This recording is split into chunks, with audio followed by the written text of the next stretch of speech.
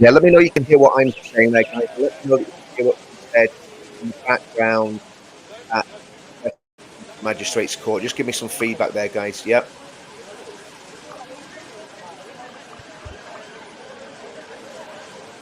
Yeah, you can all hear. So, and can you hear what's going on at the Magistrates Court as well? You can hear that too, yeah.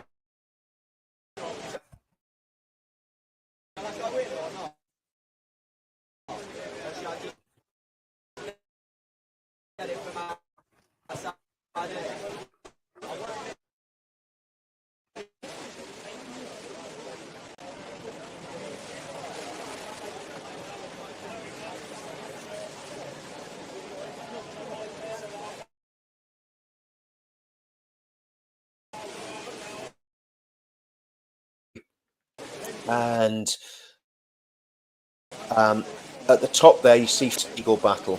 We're buffering in and out here like mad, guys, which is, sorry about that.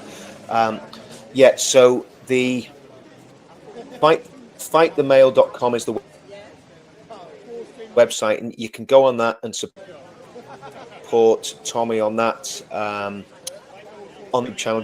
Another point is Tommy's YouTube channel is now, and I'm going to drop it in the comments, his YouTube channel is basically up and running again, which is great news, obviously. So let's just get that. I'll drop that in the comments so that you can, if you're not following Tommy's YouTube channel, get on there and follow it. And also on his YouTube channel, there's the new documentary, and the documentary is the editing, the scripting, it's so tight. It's really very, it's only about I think 10-15 minutes long. Absolutely superb, and it packs a lot in there. It's the way, the way it should be. Just on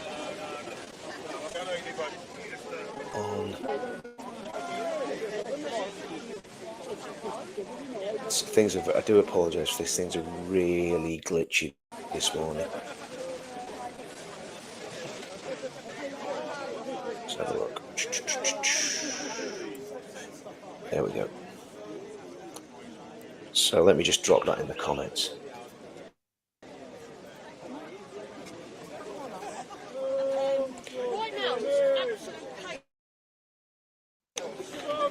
Obviously, I'm doing this from Northern Ireland. There's Wendell back. So what I'll do, I'll basically mute myself in a minute.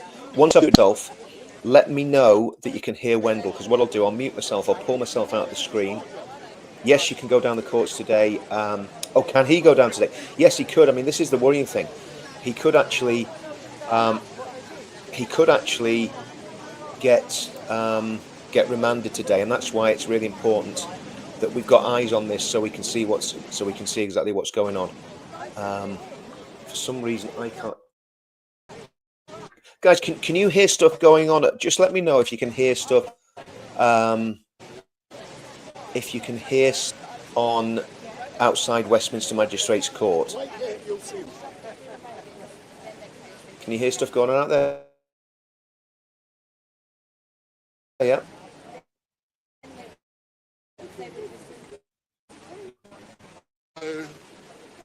Right, I'm going to mute myself so you can hear what Wendell's got to say. I should be, hopefully, I'm going to be leaving here soon. So around 9:35, I estimate around 9:35, you will see the gaffer. So around 9:35, you will see the gaffer. So he is appearing with causing harassment and fear of violence, and this is a direct consequence of Daily Mail red lists. So let's wait and see.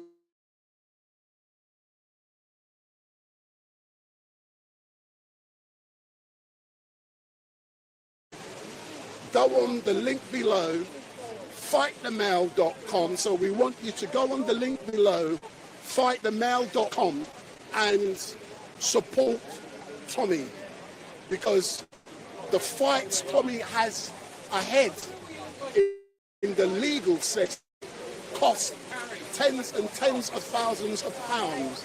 And if you can spare a few shekels, a few dollars to help Tommy fights against the Daily Mail, make sure you go on to themail.com. And I hope all of you guys were watching. I went around the world, and you know, I was invited. I didn't find out till very late Monday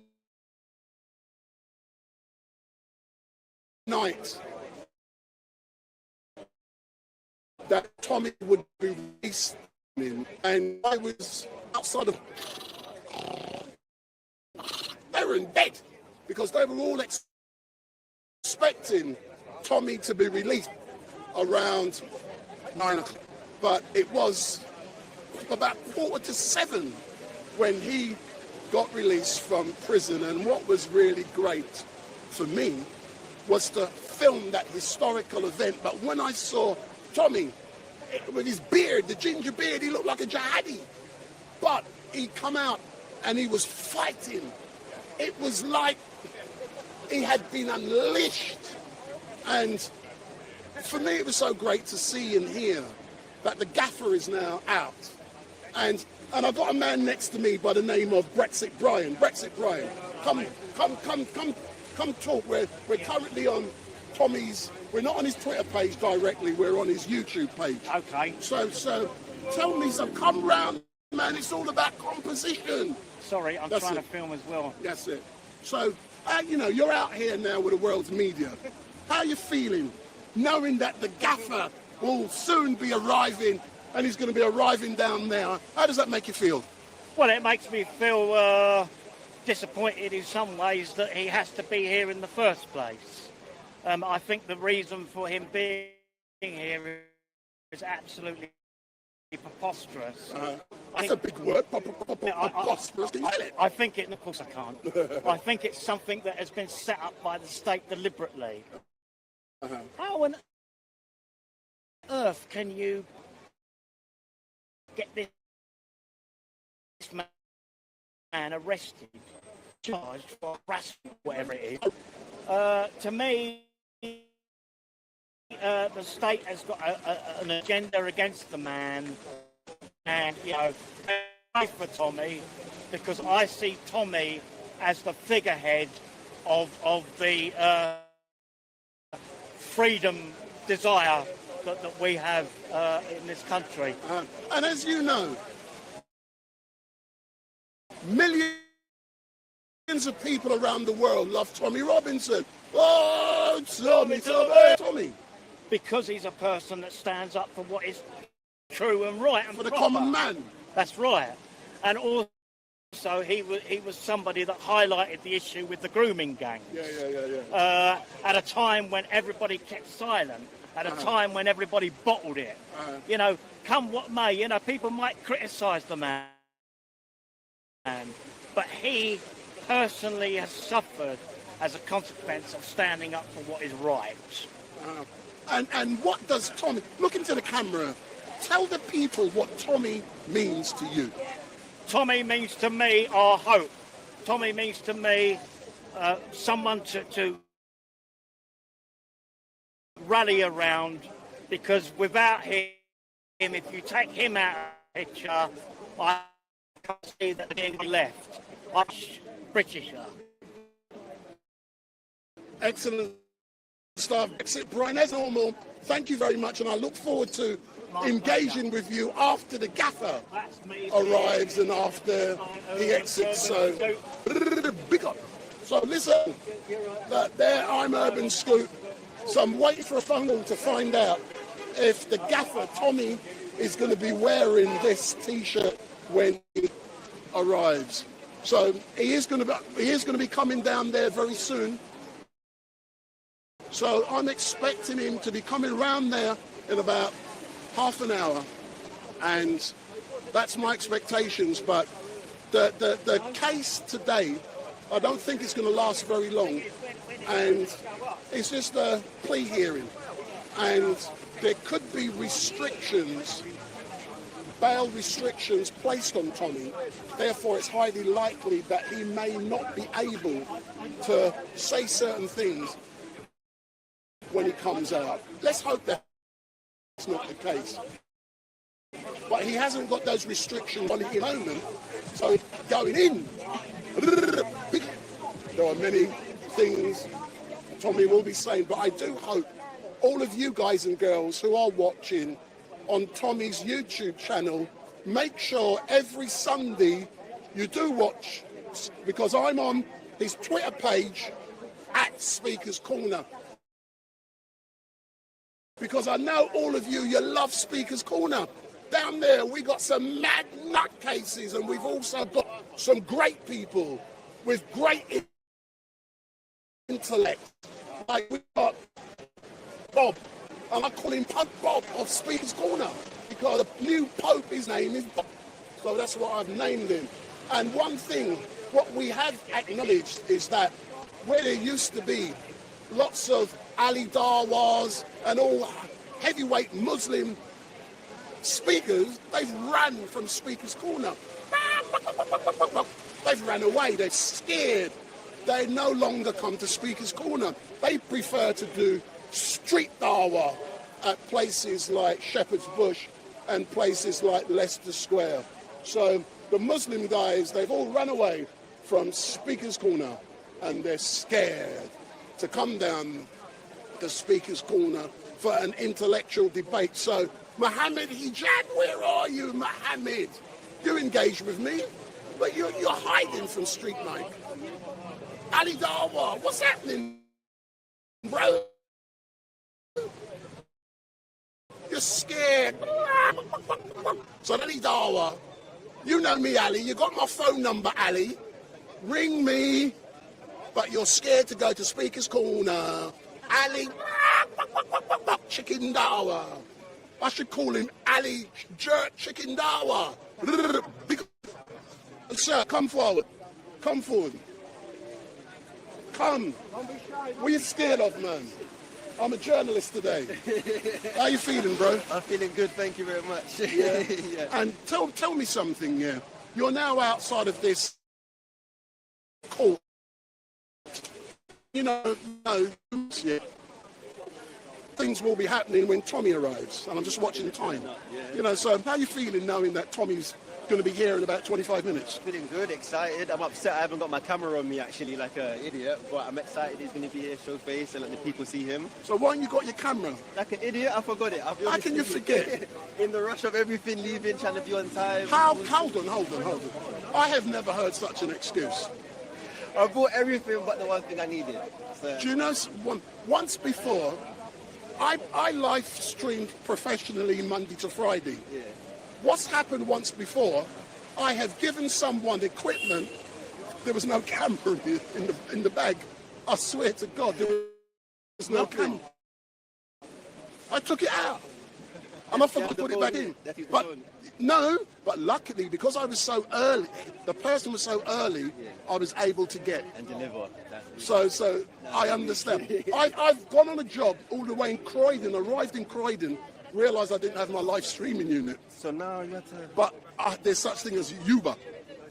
And because I'm early... Preparation. I left it on the floor, and I just, you've got 100 things to think about. But listen, there's things I've got to do. That Tommy will be arriving about 25 minutes. I know nothing.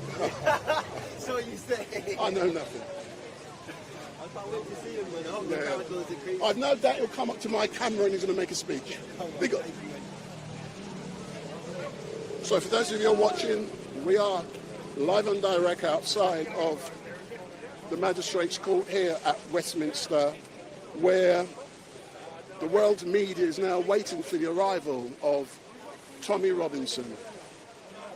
And he has been charged with harassment and causing fear of violence. And what I do want you guys to do is to Google Section 4A of the Protection Against Harassment Act, and the specific thing you're looking for is defence. So Section 4A, the Protection Against Harassment Act, and look at what defences are there against the charges that's been put against Tommy. And there are lots of defences, because if you have a look at what has been alleged, go there and look for yourself. But Tommy will be arriving down there in about 25 minutes. A YouTube channel. They're currently on Tommy Robinson's Twitter page, YouTube channel. And he will be arriving about 9:35, 9:40. And last time I was here with Tommy, a Sky journalist embarrassed herself. You remember that one? The Sky journalist embarrassed herself. That's the last time I was here with Tommy. And what is happening at the moment is people are queuing to get into the court for the various different trials which will be taking place, or hearings that will be taking place today. So they're currently queuing up to get into the court, but Tommy should be arriving around 9:40, I'm reliably told, as I know nothing. So, we got... Hold on. Hey, ballhead. Hey, this guy I'm now going to talk to, hopefully... Hold on. Oh, no, couple of seconds. I'm meant to be there an hour ago. Oh, shall I? That's what I'm saying, I've got to go there. Hold on. Hold on. You're looking smart, Liam. Well, what are you doing? No. Talk. No.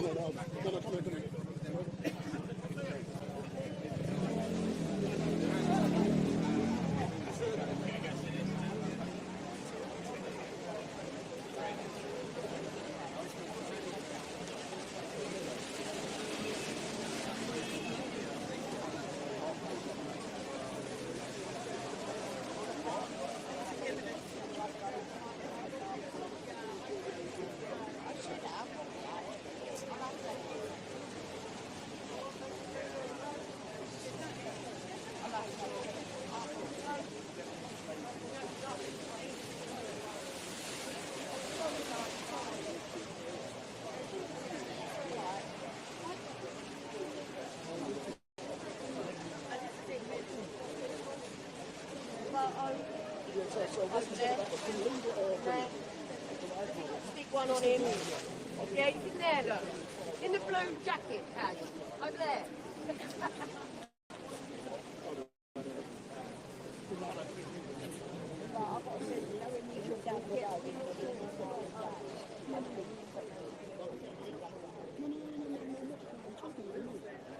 Look, Liam's here somewhere. Yeah.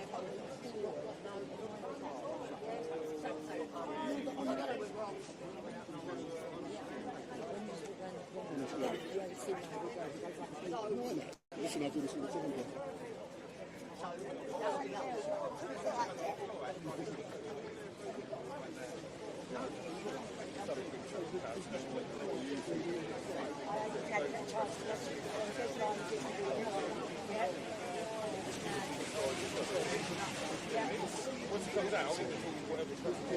Boom. Yeah, sounds good. She's just raising up some more. We don't know who's doing it.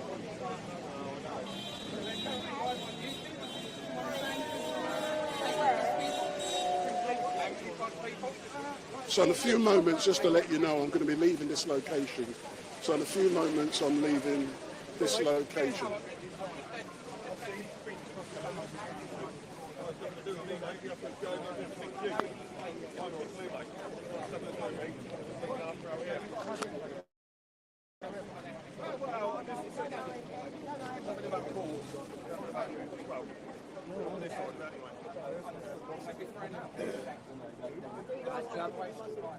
Not too bad.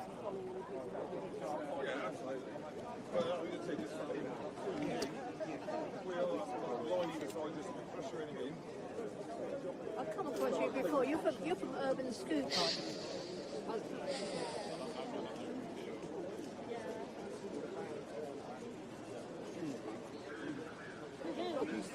Hey, let me get your flag.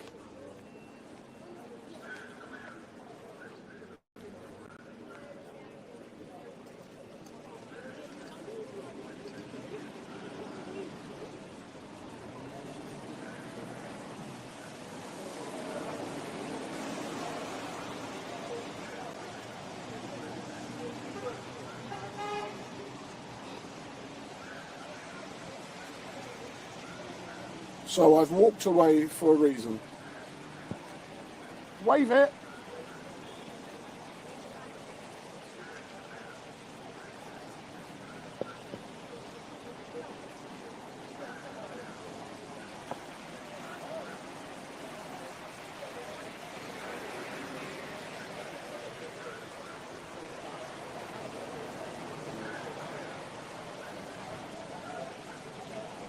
So I'm now going to be walking away from the court.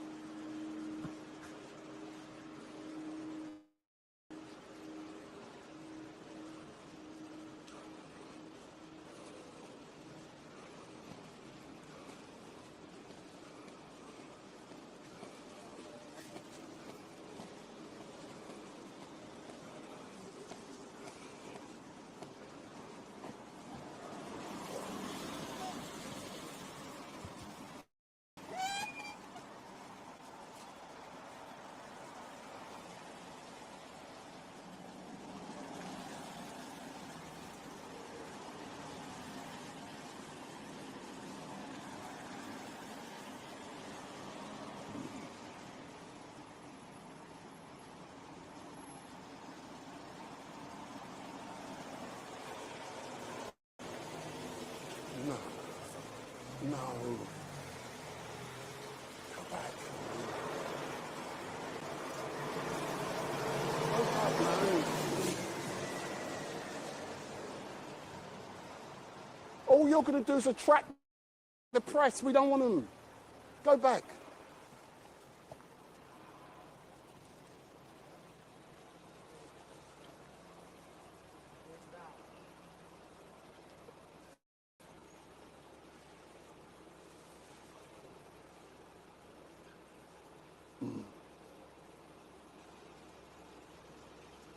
I'm just hiding behind the van so no one can see me from up the front.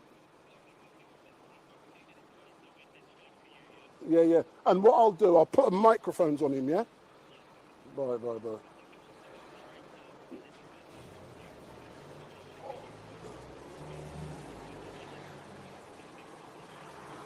No. Oi, but I haven't brought it with me. I didn't bring it with me. Oh, bye. Bye.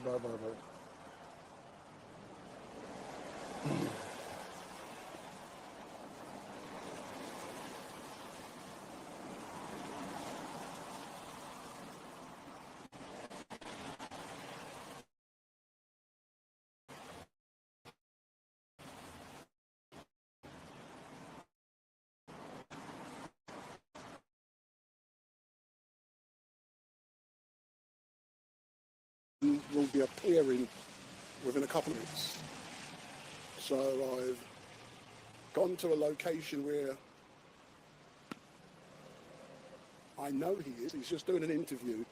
And when he comes out, I will put a microphone on him and conduct an interview as we slowly walk towards the court.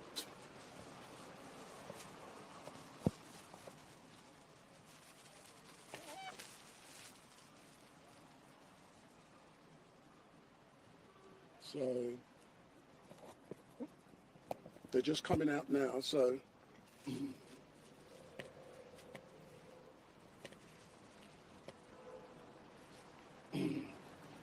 so there's Tommy, they're just coming out now.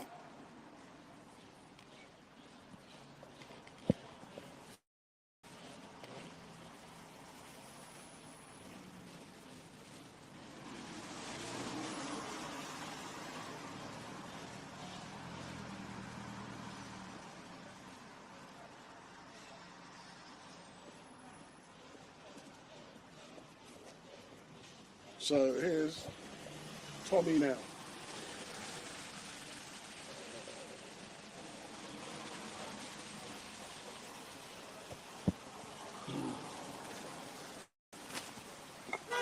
So Tommy's currently with Mayor Tussie and the boys from Wales. Big up. Big up. Big up. So there's Tommy Robinson. Do you know what, Wendell? They say they've got money, police money shortages. Vans around here. Let me. If you wait there, Tommy, let me just put a microphone on you. Can you walk with that? Yes, Yes. man. Walk and talk. Yeah. And you can hold that as well. Okay. We're on your YouTube channel, sir. Right, well, let's go. Give me a couple of seconds. Let me just. You got water? Anyone got water? No. Can I bring Nick that water, bruv? Thanks, man. Cheers. He's got monkeypox now. You've got Mars bar and all, have you? Come on. Yeah, come on. Thank you. Ready, Wendell? Yeah, we're ready. Who loves Wendell's personality, eh? I was sitting in the car, I'm really tired, and I sit in the car, and then I turn on live stream watching Wendell, and he's like, yes! He's always happy. Come on. So Tommy, let's walk down the road, and hundreds and hundreds of people are currently waiting for you. Yeah. All right. Well, thank you. How are you feeling, sir, knowing that you're appearing at Westminster Magistrates today for some foolish charge? Frustrated. The purpose of this is lawfare. There's not been one date since I first opened my mouth in 2009, not one, but I haven't faced prosecution and waiting for a court case. And this time, when I was getting out of prison, the whole time I was in there, I said to the officers, I guarantee you they don't let me out of here. I guarantee you they come again. And then the day I got my verdict, the next day, they opened my door and said, please sit here. And I just said to the officer, I told you. And the purpose of this is to drain you. I've come out of jail just over a week ago. Yeah. I've come out of jail just over a week ago. I've spent every minute of every day so far preparing a film that you watched last night, a mini documentary, because what the media want, and unfortunately I can't do it anymore because of this. Mayor Tussie, Voice of Wales, Rebel Media, all these different citizen journalists now come. Now they've been able to lie for so long, so we're going to walk in here, there's going to be an army of mainstream media. They're going to take a picture and they're going to spoon feed you a narrative and a message. And that message is going to be, if you read the headline, you're going to think that I threatened and caused violence to journalists. Yeah. Whereas the reality is, I was on holiday. I was never, from the minute the riots started in the summer, I wasn't in the country. But when they started, as soon as I heard the English Defence League mentioned, I knew they were framing me for it. My message was for peace and calm the whole time. The Daily Mail then travelled to where I am on holiday with my family. They take pictures of me. Let me read you this, yeah, because this has just come out. I don't suppose we have to rush that much because they can't start without us. Mail Online, yeah, this is from the Press Awards. I wish I had this for my documentary that went out last night, yeah. Tommy Robinson on holiday. Our photograph of Tommy Robinson. The press are now running towards Our photograph of Tommy Robinson stoking the. No, don't stop him. Don't. Our photograph of Tommy Robinson stoking the flames of the post-Southport race riots from the safety of a Cypriot sunbed became one of the defining images of this summer's disorder. They're celebrating that Axel Rudy Cabana was not the defining image of the summer's disorder. A picture of me on my sunbed. I had nothing to do with it. Okay, I had absolutely nothing to do with it. Just leave it, lads. I had absolutely nothing to do with it. So it's frustrating, but they come, they lied, they tracked down where I was, they gave the location of my family, they endangered my family, and what they don't want is the camera being turned on them. So I decided I'm going to turn the camera on them. That's what I decided. Tell them to leave it. Leave it, lads. Just leave it. Yeah, so leave it, lads. So I decided to turn the camera on them, which is what I've done. I didn't threaten violence. I said I'm going to ask you questions on camera. And for that, in 2025, Great Britain, turning the camera and saying to journalists, I'm going to come and find you now, and when I find you, I'm going to ask you questions. But I made it clear, when I do find you, I'm not going to show images of your family, I'm not going to show where you live, yeah, because that's morally bankrupt. That's not what they've done to me. They purposely, they could have run their article without showing images of innocent people. There's no public interest in that. They purposely endangered my family members. That's what they've done. So you ready? Anyway, excuse me. Where are you from? Where are you from, lads? Where are you from? Where are you from? Which journalist are you from? From the agencies. Agencies. Which media are you? What media are you? Freelance. No, look, can I ask her? Can I ask her? How are you, man? I'll talk to you, bro. Yeah, I'll talk to the citizen journalists because they're the real journalists. You guys have already got your media, your news headlines wrote already, isn't it? It's right already. Who are you from? Who are you from? Reuters. Yeah, look, can I ask you? Can I ask you? Leave it. Right? Can I ask you? Excuse me. Reuters News. Excuse me. Reuters News. Leave him. Yeah, leave it. I don't want anyone there. Just leave it. Just leave it. It's all right. Leave it. It's all right. Leave it. Just leave it. Tommy, Leave it. may I ask, what were the conditions like in prison? What were the conditions like in prison? Well, Axel Rudy Cabana's not on solitary confinement. Salman Abedi's brother was not on solitary confinement. Islamic gangs are controlling every single prison in this country. And officers are coming under a violent attack. The ones you're reading, a little snippet, every day they're getting attacked. For 7 days they stopped my food. For 7 days because I rang my son. Because I rang my son. Yeah, sorry. Sorry. Where's Wendell? Pardon? Where's Wendell? He's up front here. All right, Let's leave him. You got move back. Come on. Yeah, all right, then. How are you, mate? You all right, mate? You all right, mate? Where's Wendell? No problem. Where's Wendell? I think Wendell's gone to sit outside. Hey, Wendell's here. Wendell. Come on, Wendell. Do you know what's mad? You've got all of these cameras, yeah? This is the mainstream media. How many of these people reported on the rape gangs across the UK? None of them. And every one of them knew about it. Every one of them knew about it. Let's get over to this corner. Mate, who are you from? Reuters. Can I ask you a question? Stop. Just stop. Stop. Just get off me. Can I stop? Just stop. Can I ask you a question? You're from. Stop pushing. You're from Reuters News, yeah? Did you watch my documentary Silence? You did. Stop. I'm not allowed to. I have a code of conduct. I'm not allowed to say You're not allowed to say. You're not allowed to say what you thought. Take a left over here. All right. Go on, mate. How are you, bro?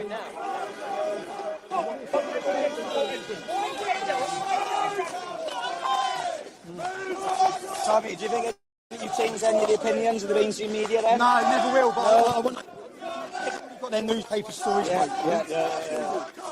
Hi, how are you? Oh, I thought you.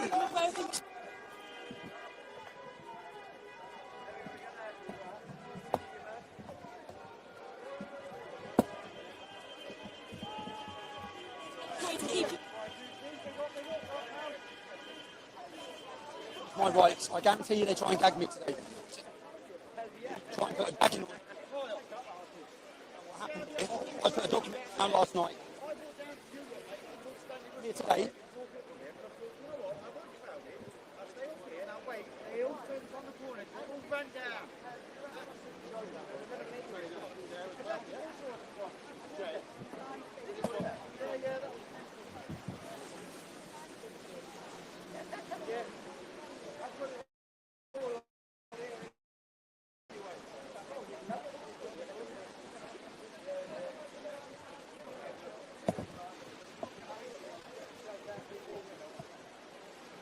I want him here.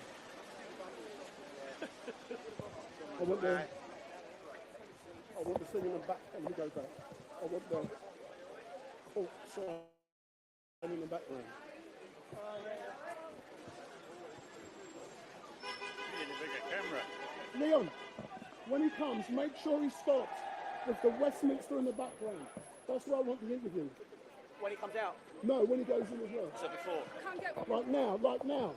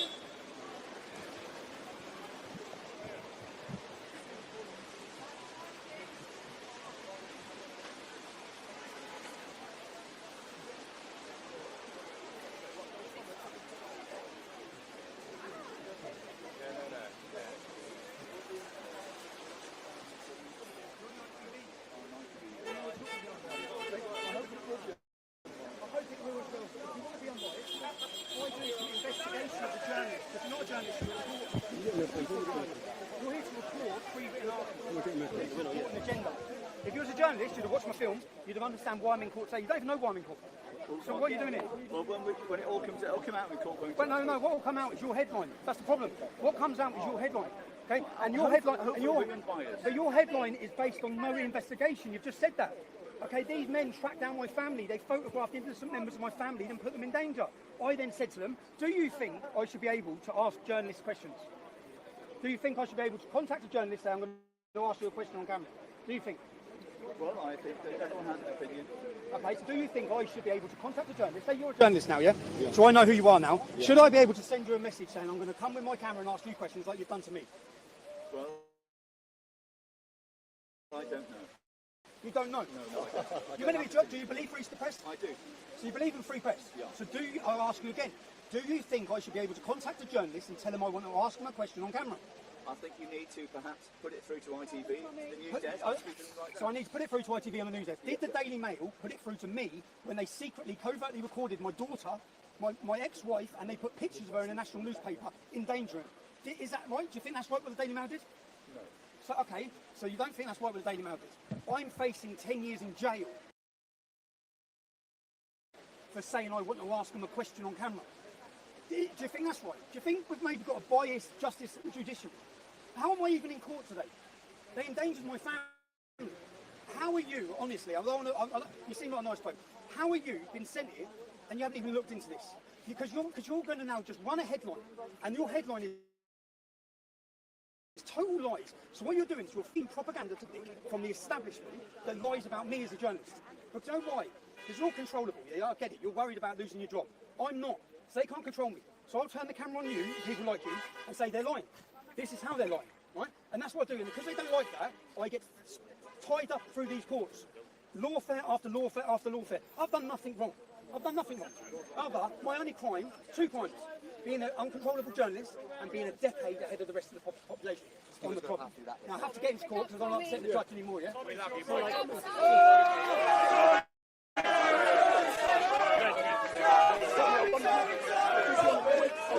Westminster side in the background. Aidan, go there so we get the Westminster side in the background. Excuse me. Aidan, over here.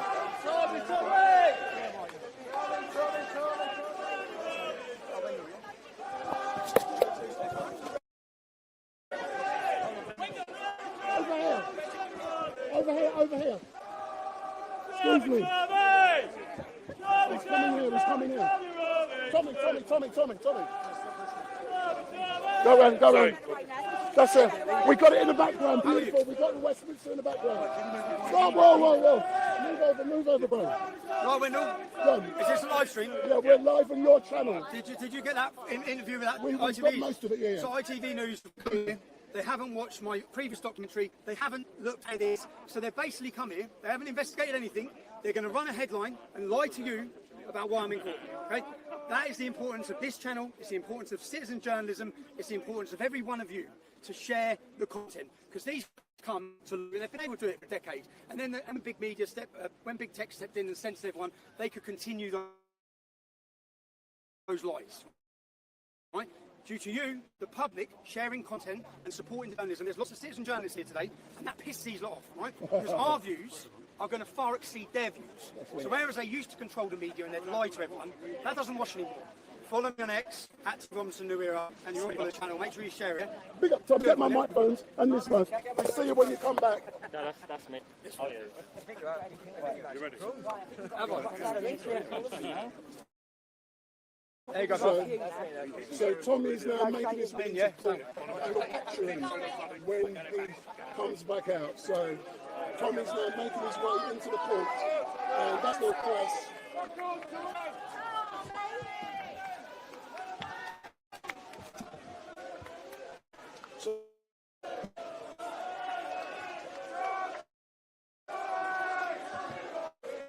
So that's the media scum as Tommy makes his way into the court.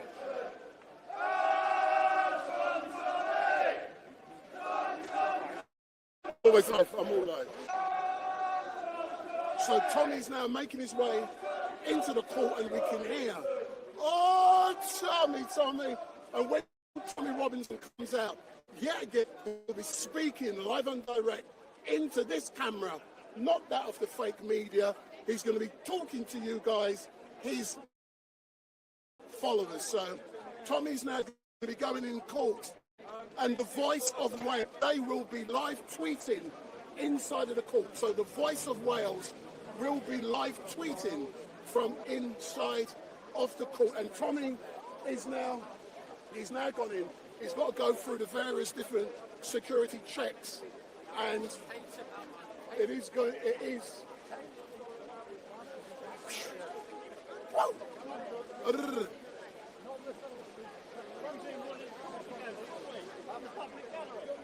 So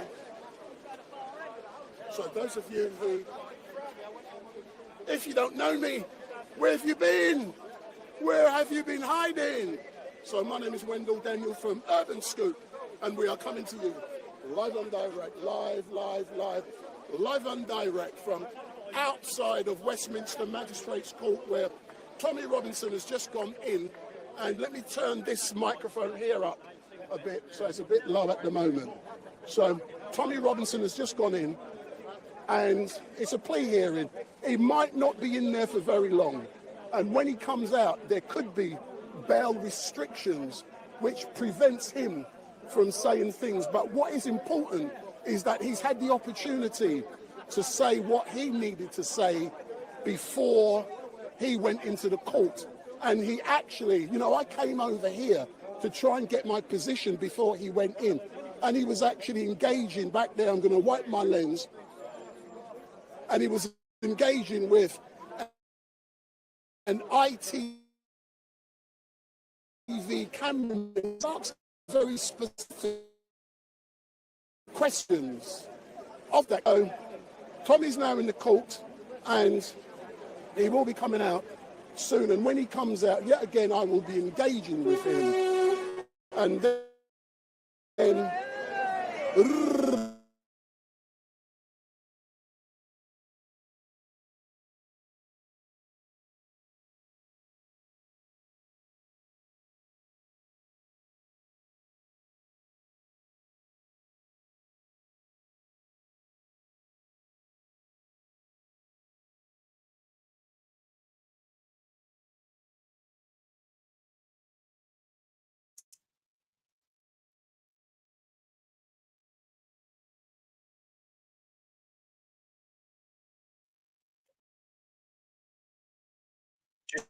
a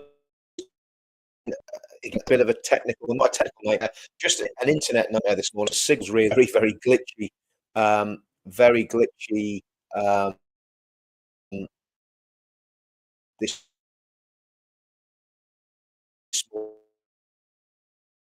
morning. So what I'm going to do, I'm going to drop the link into in.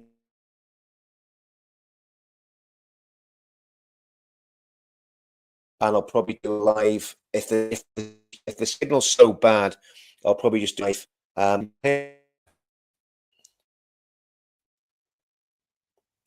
Okay, just bear with me, guys.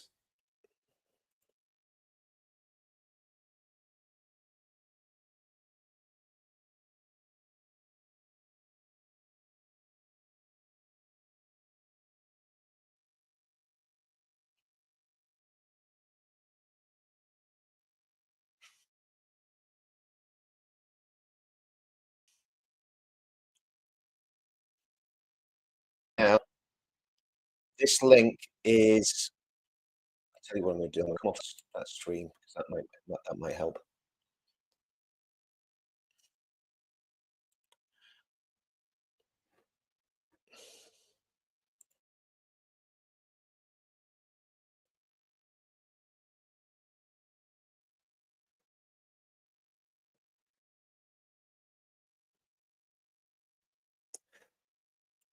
Yeah, I think that's a possibility. For some reason, the connection is never normally this slow. If people are watching my streams, normally it's very, very fluent. Is that any better now, guys? Just let me know if that's better. One of the problems is obviously when there's a lot of people streaming as well. So the streaming signal coming from Wendell could be problematic because again, there's so many people on that. Yeah, a couple of things. I'm gonna put the frame back in that has the domain name for supporting Tommy. So hopefully that should pop up any second.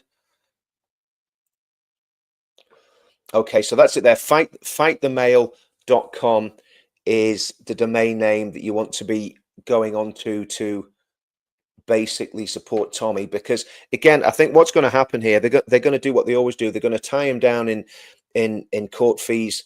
It's, you know, the process is the punishment. They're going to drag this out, and obviously, you know, the way he's kept himself together. If they find him guilty for this, whatever it is that they're trying to accuse him of, he's facing 10 years in prison. And I think that is, you know, that's what's at stake here. It's not a question of it being a small thing. 10 years in prison is what they're talking about. And look, I mean, obviously we can't say anything about the case. That's the problem with all these things. Morning, John Capone. How are you, mate? I'm praying that. Well, do you know what, Judy? I'd be very surprised if that's the case. If basically the judge is going to be in any way fair. I have no faith in the British judiciary at all, none whatsoever. And right, so the X feeds ahead of YouTube. I mean, this is the thing when you're doing these feeds. You know, it's a lot of technology. I mean, when you think about it, the BBC and ITV spend millions of pounds to bring live coverage to the world. I mean, they have these OB trucks, they've got all sorts of backups. They've got, you know, stuff going via satellite. They've got stuff going via cable. You know, they've got stuff going with IP stuff. And we've got YouTube and X and StreamYard all stuck together with a little bit of sticky tape and glue. So I think, to be honest with you, I think Wendell did a fantastic job this morning because, again, you know, Wendell's not a journalist. Wendell's a cameraman, right? But he is doing a fantastic job at covering this stuff. And his live streams, the kit Wendell's got, he's got some world-class kit that, again, that top broadcasters would use. You know, so when he's putting stuff out, it really is the business. What I'm going to do, I'm going to try and get Wendell's stream back because obviously I want to keep an eye on the stream because if it's a very quick hearing and Tommy gets out really quick, what I'll probably do, rather than stop this hearing, I'll just leave it I'll just leave it running. So bear with me while I try and get Wendell's stream back. So let me just see if I can do this. Bear with me, guys. Yeah, Wendell is great, and I mean he's like Tommy said. Wendell is. I've never known Wendell be miserable. Oh, actually, do you know what I'm going to do? I'm going to drop this link in here, okay?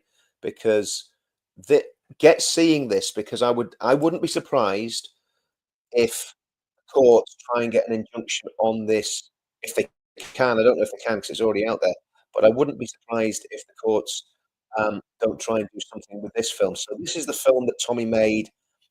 Just came out literally yesterday. So again, obviously I can't drop the actual link in there because that's not how StreamYard works. But if you want to take a screenshot of that and then type it in to your browser, you'll get it. Or actually, the best thing to do, just look for Hunted.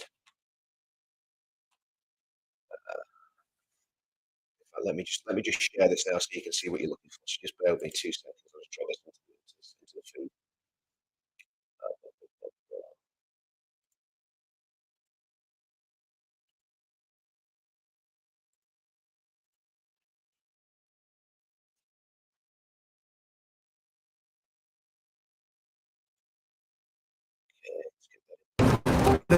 There's a price on the head of every celebrity, and almost anything goes to get it. But are they selling out their morals for money? Track marks on the What you're looking for. And is this basically any way to make a Hunted, How the living? Daily Mail Endangered My Children, and it's on the Tommy Robinson channel. So you can get onto the Tommy Robinson channel. You'll basically Some you'll of you may basically find think it. that people that put themselves in the firing line Okay. are fair game. And let me find the It's live fair stream game for the again. media Let me to find harass them, follow them, the smear live them, stream. lie about them, persecute them. But are their families fair game? This was my eldest daughter.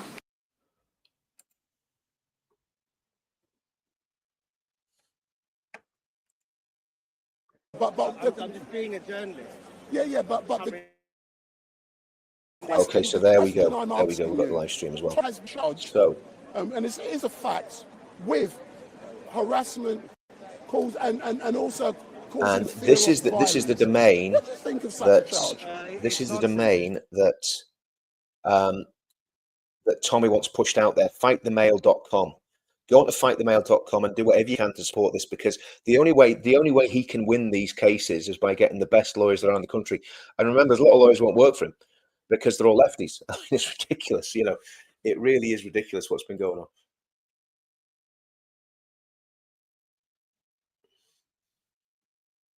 Yeah, I think one of the things that I noticed was the way Tommy's come out and he's been so focused. He's basically put a documentary together that would take ITV and Channel 4 6 months to make, and he's put it together in less than a week. And again, if you watch that documentary, it's an absolutely superb piece of work, and it shows exactly what's happening. It shows exactly what's happening, exactly the way the state are behaving at the minute, which is to say the least. To say it's annoying is a little bit of an understatement. Let's just have a listen to what Wendell's saying.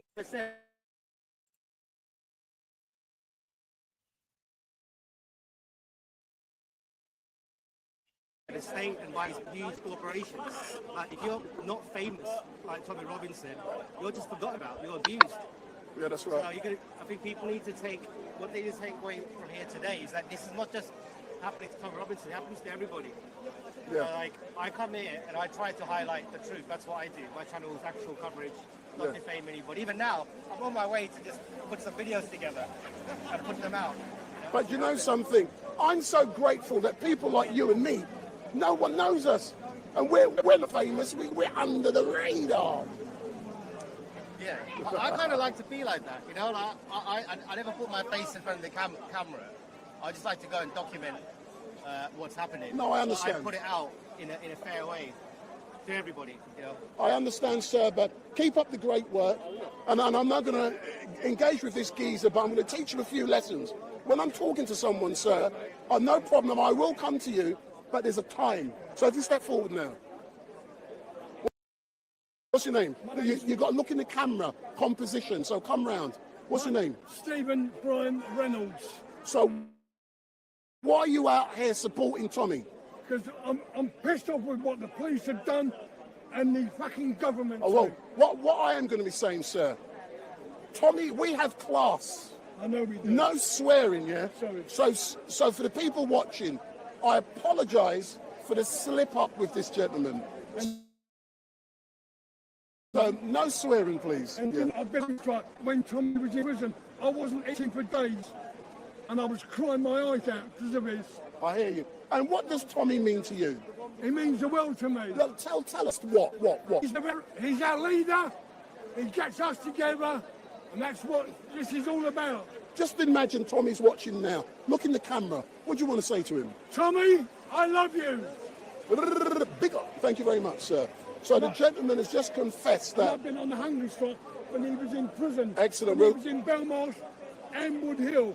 Excellent stuff. I went on the hungry strike. I wasn't eating for days. But when I found out he was coming out, I started to eat. Excellent stuff. And it hurt me. Excellent. But thank you very much for that, sir. So now we're going to engage with a few people, and we're going to be waiting for Tommy to exit the court. But we've currently got about 200 people outside of the courts. We've got stewards. We've actually got, I'm going to congratulate the old Bill. Can you believe that? I hope Tommy ain't watching this, man. But we've got some amazing police officers out here. I've got no problem with the old Bill. Nick. They're here and they're offering assurance. They're reassuring, making sure that there's no problems. They're making sure that everyone behaves with respect and dignity and there's no problems. So all I can say, officers, thank you very much. If you mess up, I'm going to cuss you. I don't care. I can cuss the police. I don't care. But today we take our hat off to the old Bill. They're doing a great job. And earlier on this morning, there were 2 liaison officers, 2 of them, and I know they're watching this at Gold Control in Scotland Yard because I've been up there. I know what goes on. But there was 2 excellent liaison officers. They're the ones in the blue tabards. Hello, excuse me. Come talk to me. Come talk to me. We're live. Are you scared?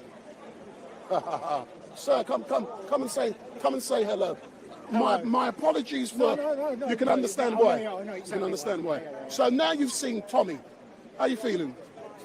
I feel good, but look at it's all about composition. Yeah. That's why I pull people like this. Now we're composed. How are you feeling?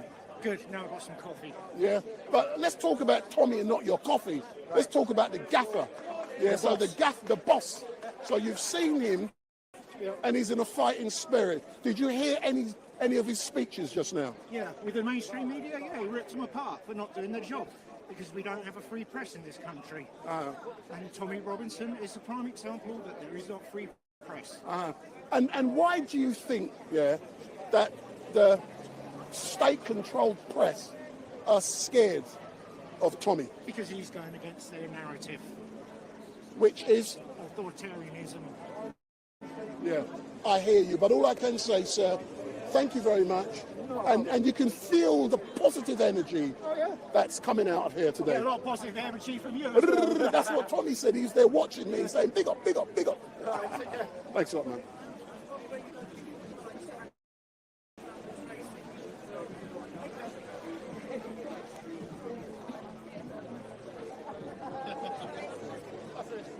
Let's play music. Let's play music. Huh? Because you get a what you call it, don't you? Yeah, don't play it, man. So that no. Is that all you're into, selling? Why would I be selling t-shirts? Oh my word. Can't take you lot anywhere. So earlier on, people, unfortunately, I'm going to tell Mark Rowley how great these liaison officers are. See, I can make them laugh, man. Unfortunately, I can't interview. But earlier on, I said that, you know, we've got some great police down here today. I said, if they mess up, I'm going to cuss them. But the liaison officers, the guys and girls in these blue outfits, you know, we know them. See, look, they're great, yeah. And the thing about them, if you treat them nice, like I do, you get information. Isn't that true? I know I can't talk with you, but their boss is Mark Rowley. So if you say to Mark Rowley, do you know Wendell Daniel from Street Night? I bet he's going to say yes for good things, not bad things. So, big up. So we are currently waiting for the gaffer to exit here at the court. And when he exits, he's going to be coming to this camera to talk, not the mainstream media cameras. He's going to be coming to this camera to talk. And at the moment, we've got Dan and the guys from the Voice of Wales who are in the court with Tommy. And if you go on the Voice of Wales' own website, sorry, their Twitter page, they're currently live Twittering or whatever it's, or live Xing or something like that. So I do hope you like the coverage I'm giving you. I've got to entertain you, man. I can't just be out here doing nothing. Let's get a few comments from the people watching. So if you are watching, I'm going to do something. Oh my God. But no, hold on. If you come here, no religion today. No religion today. If you come here, no, I'm being honest, no religion. This is not about religion today. So if you hold that. So for those of you who are watching, the young lady who has just come up to me, her name is Shalini. And Shalini, come forward. Come forward. That's it. Beautiful. And Shalini is from Speaker's Corner. So she is well known at Speaker's Corner. You know, she's always cussing people, but not today. Today is not about religion. Today is about Tommy Robinson. So why are you out here supporting Tommy? Shalini. Good morning, everyone. Good afternoon. Good morning. I'm here to support Tommy Robinson. And, you know, he has been speaking out to support the country. He has been standing out for the corruption that is happening in the country. And we also want to support him because we want to stand for the right in this country. We want to support this country. We want to get this country right back as a Great Britain in this country. And, you know, I'm very happy. I met him and he looks great. Hooray! Tommy Robinson. So, even he was in the prison, he looks even more great and determined. He looks even more good. You know, he came out and he looks fantastic. Hold on. Am I seeing love stars in your eyes?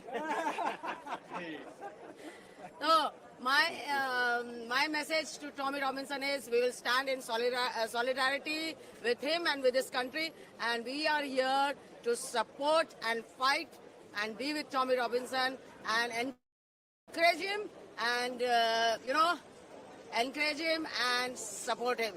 But I've heard you speak previously about illegal immigration, not immigration in general, illegal immigration. So tell me about your own views of people coming over on boats who are illegal. Okay. This country has allowed legal immigration from all over the world. Okay? And this country has given a lot of freedom, a lot of good opportunities to come and live here happily. But there are some illegal corruption going on from the Home Office. Within the Home Office, there are corruption going on by the, corrupted people in power. They are using the money and the power to bring illegal immigration here. And you don't realize what you are giving this country into the hands of. You need to realize that this country cannot run like this. And we need to stop the illegal immigration, because in the illegal immigration, there are rapists coming, there are knife crime people, criminals are coming, and there are murderers, rapists, and those who want to sit in this country and take the benefit of this country, they are coming here. If you see in this country nowadays, there are a lot of people sitting on the streets. And when we ask them, they are all illegally come here. How did they come? So for me, Home Office is the door to this country, and there the corruption is starting from there. Within the Home Office is the corruption. Within the Parliament is the corruption. The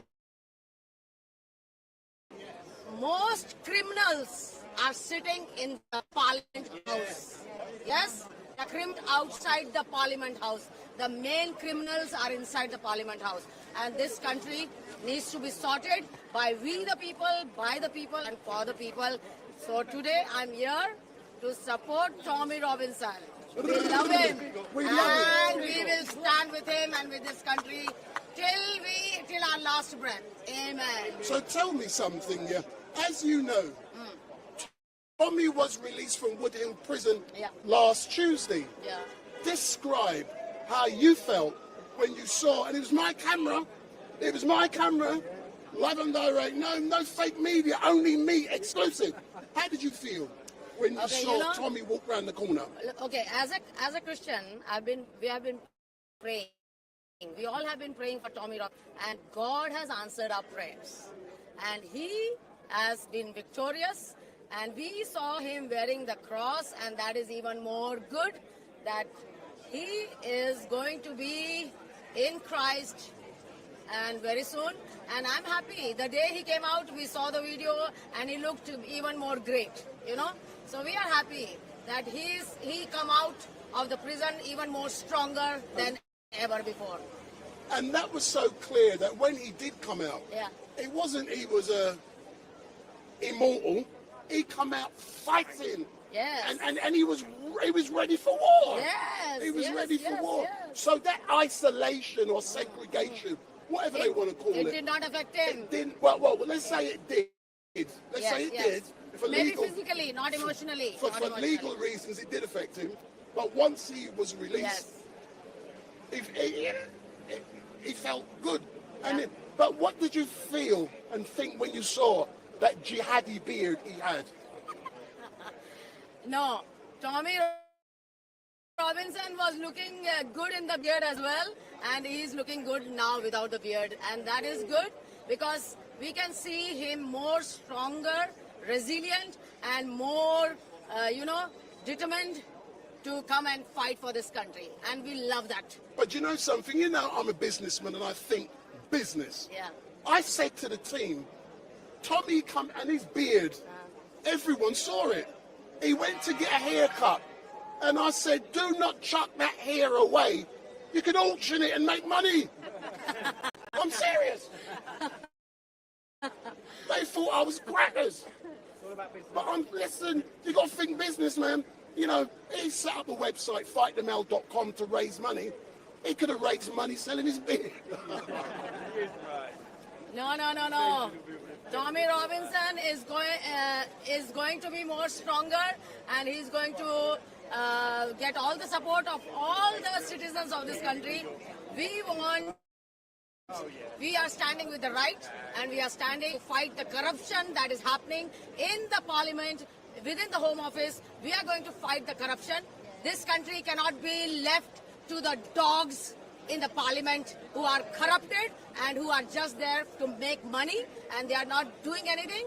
They are there for their families. They are there only to make money and put it in their pockets and just get out of the position. Another one comes, another corrupted man will come. But we the people, by the people, and for the people, we are going to get this country right. Excellent. I've got a gentleman behind you who's wearing a T-shirt. Black Lives Matter. Amen. Look what it says. So if you step forward, sir. If you can, I'll come back to you, Shalini. Anyway, thank you so much for giving me this opportunity to talk here. I'm going to charge you, next time. You're going to pay airtime. Okay. So thank you, Street Mike, for giving me opportunity to stand here in front of the Westminster Magistrate Court. And we are going to stand for Tommy Robinson. We are going to stand for this country. In Jesus' name, we are going to get this country right back to where it was before. Amen. Amen. So we got a gentleman behind you now. He's wearing a T-shirt. So if you stay there, let me do composition. Yeah. Because I know how to operate camera, you know. No, hold on, one at a time, man. So you are wearing a T-shirt. Where are you from historically, sir? Well, I'm from Pakistan. Originally, I'm an immigrant in the UK.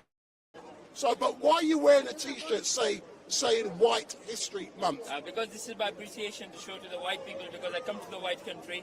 They've given me everything. I've been in the country for almost 8 years now. So the education, everything that I've got today is because of the white people. And I would like to say thank you to the white people. So if you turn around, let me see what it says at the back. So are you saying that we got Black History Month? Yeah. That's important. Yeah. We must not forget that. Yeah. So are you alleging that white excellence isn't celebrated? Is that what you're telling me? That's exactly what I'm saying, especially by the minorities from where I come from the Pakistani people, especially what you're seeing right now in the UK. A lot of the white people are being called racist, fascist, everything. But you forget the fact there are ethnic minorities, which are from my own community, who are racist to white people. Yeah. You know, like you said, there is Black History Month, and there is Muslim Month, which is the whole year. There's not a month, Muslims get the whole year. So I think for the people, for the white people, at least give them a month. For me, I'm celebrating, and I've started this White History Month from June, and this is, I think I'm the only one who's done it, so I haven't seen it. But will people not argue it's White History Month 12 months a year? Yeah, you're right. It should be 12 months a year, but you need to start somewhere. So I've started from June. Anybody can take it and make it 3, 4, 5, 6, as you said, 12 months as well. I don't mind. Anyway, moving on, let's talk specifically about Tommy Robinson. All right, yes. And what does Tommy Robinson mean to you? For me, Tommy Robinson, I think he's the great white British hope.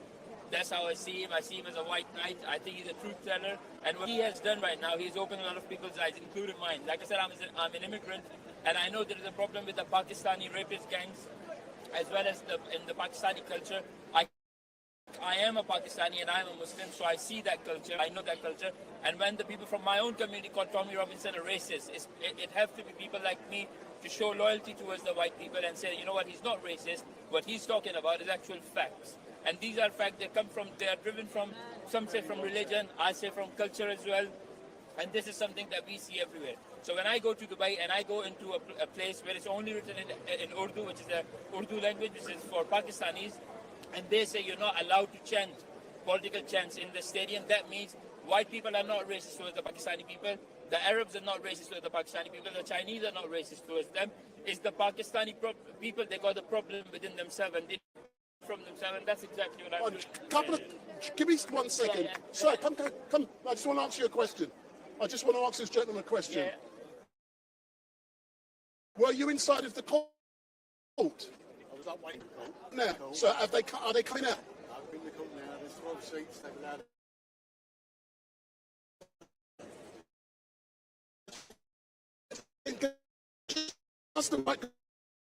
This gentleman. Silent cameraman, I talk. Big up. So tell me something, yeah. What was it like for you to be upstairs knowing that the hearing with Tommy is taking place? We all knew that the hearing was going to take place. It's just wrong. He shouldn't even be here. He should be in and out, really. But for the people watching, yeah. With me, I've got a It's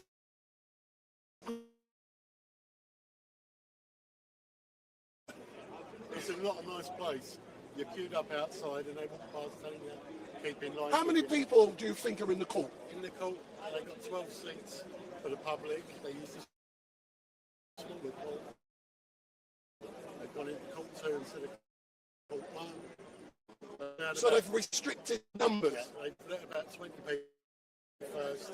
Even with the press, we short on yellow tickets for press. Yeah. So it's organised. So Tommy's team are in there. Are the boys from Voice of Wales? and they're live tweeting. So if you want to know what's going on, go on their tweets and find out. But Tommy has been charged with causing harassment and fear of violence. What's your opinion on that charge?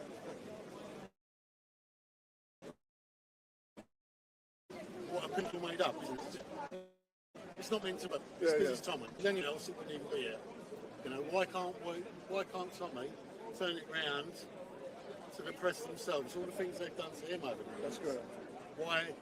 Why can't Tommy sue them and go after him? You know, that's the question I want to know. You know? I hear you, but for the people watching, I keep saying to them, I'm uneducated and I do not know what I'm talking about. But I do advise them to Google Section 4 and 4A of the Protection Against Harassment Act 1997, because I don't know what I'm talking about, and look at the defence charges. Harassment Act, Section 4 and Section 4A of 1997, there's a defence. So, for example, if you believe someone done something wrong, you've got a defence. And it tells you what the defences are. That's all I'm saying. Go and look. So, how did you feel last week when Tommy walked out of Woodhill? Elated. Man shouldn't have been there in the first place. Really shouldn't. You know, it's But the fact he was, let's agree he was, I want to know, when he come out, how did you feel seeing jihadi Tommy with that beard, but he had a fighting spirit? How did you feel? Yeah, good. Good to see him out. Nice to see him out. People need to look at the real... Yeah. See me on Saturday, going down to see Leader. Yeah. Anything. I can't get it across the home to me and know what's going on within the movement. They know. Let's speak specifically then about Tommy going to see Lydia. Yeah. When I saw the original video about Lydia a couple of weeks ago, she was in the hospice and she was happy and it made her fight for life. And one of the first things Tommy decided to do when he come out was to go and visit Lydia. How did you feel seeing that? I took him there. People can go on about it for clicks and for stuff like that. Tommy was actually in there for over 2.5 hours. You know, this is things that people need to see about this man. This man is not what the press is making him. I know that. I'm here as an English gentleman doing this. Excuse me. Excuse me, mate. They call me a white supremacist. You're colourblind. That's what...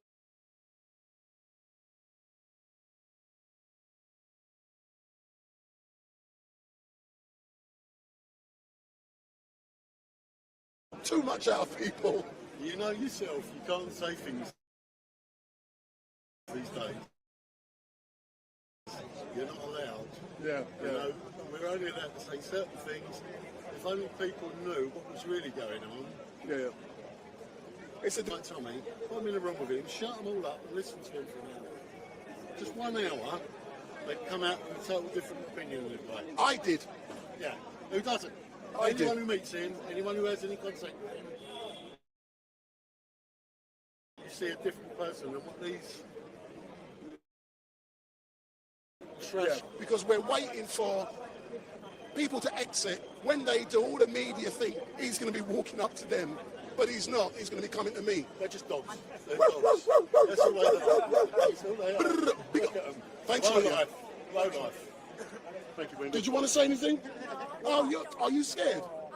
Are you shy? You don't look shy to me. If you hold that. Yeah, I'm shy. So you must fit in the frame of my camera, so don't move. Yeah. So you're here and supporting Tommy, I'm assuming. Well, are you here to support? Because I believe everything he says, and he's right, and he's been victimised, and he's a political prisoner, and the way this country's going now is an absolute joke. And he's the only person I believe, and I wish he was our Prime Minister, but that's why I'm here to support him. And I've been going to a lot of the rallies and all the things to support him, and I will continue to do so. Why do you think the state and states and the judiciary and the police, the government, are all scared of Tommy? Because he's telling the truth.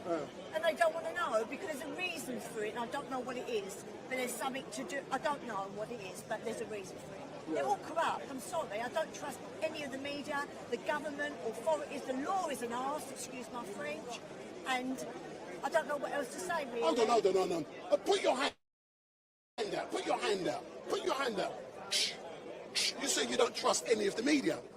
I'm part of the media. Oh, I'm sorry. Mainstream media. I'm just making sure you use the correct word. The fake media, the dodgy media. That's right. But the trouble is, they get so many people who just don't want to see an alternative. That's the trouble. And we just got to get more and more people like yourself out there, to loads more people. I hear, but we're currently live and direct on Tommy's YouTube channel. Last week's live, did you see the footage when he come out of prison? Well, yes, I did. Do you know where that footage come from? This camera. We was live and direct on Tommy's Twitter page. So all I can say is thank you very much. And thank you. They trust us. You know, I've got a little camera, you can tell. But we produce, I believe in quality and high standards. And that's what I give them. So I'm grateful to be invited to do so. So all I can say is thank you very much. Thank you for letting me speak. No. See, that was easy, wasn't it? I'm still a bit nervous, though. When you look, you've done well, and when you look back, you're going to send this to your children, grandchildren, and they're going to love it. They're all on the same page as me, by the way. Us. Excellent stuff. Thank you very much. Big up. Well done. So I'm now going to go up here a bit.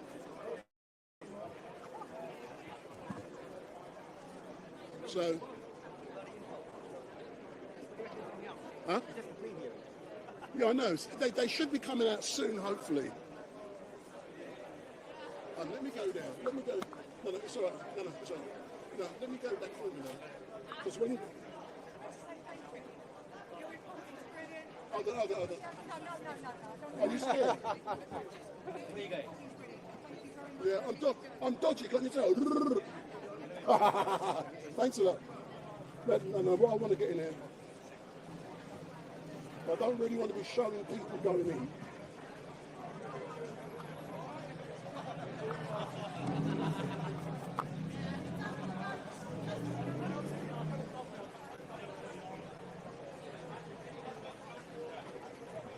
Excuse me, ladies. Hi, Jesus. Are you scared of me? No, I just got attacked. Big up. Yeah. An Irishman there just attacked me.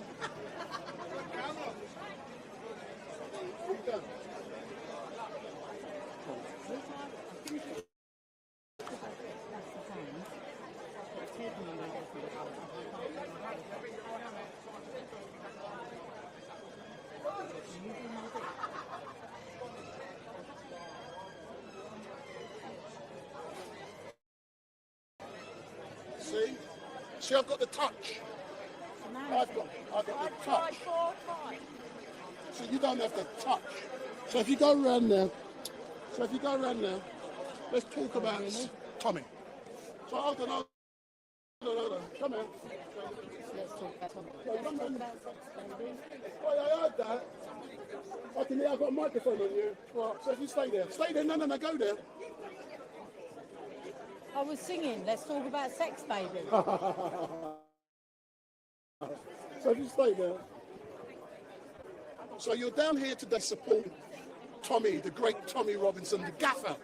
Why was it important for you to be here? Before you answer the question, that's your microphone. Hold that. You got one, and I got one. No, you got no. That's for you. So why was it important for you to be here supporting Tommy? Because he's being persecuted. Tell me more about that persecution. Lawfare.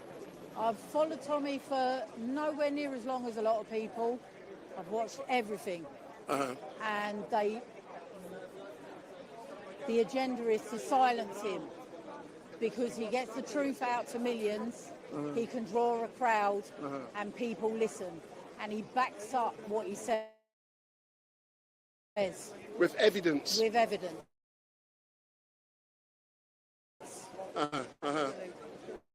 And oh, heartbreaking. Although he looked better than I thought he was going to look. Yeah. But even so, like, it hurts to see him like that. You know, considering it's being done to him, well, I think illegally. You know, they're persecuting him. And, yeah, no. So you've got to come down, you've got to support him, you've got to stand for him because he stands for us. And just imagine, because we are currently on Tommy's YouTube channel, so he will look at, and here on is in the cafe down the road, watching me engage with people. And he said he couldn't believe me saying, big up, and he mentioned all of that. So when you saw him earlier on, yeah, how does that, describe that feeling? What, of seeing him, and then he's going in here to face charges. Every time I see him, I love seeing him. Like, he makes me smile, he brings me joy when I see him, because I know that our values align, like they align, and I know he's on our side, so I love seeing him. But watching him coming into this, knowing what they have the capacity to do to him, scares me. It scares you? Yeah. And how about yourself, my darling?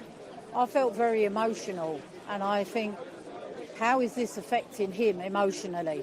Never mind the legal side of it. And I don't think they're ever going to stop.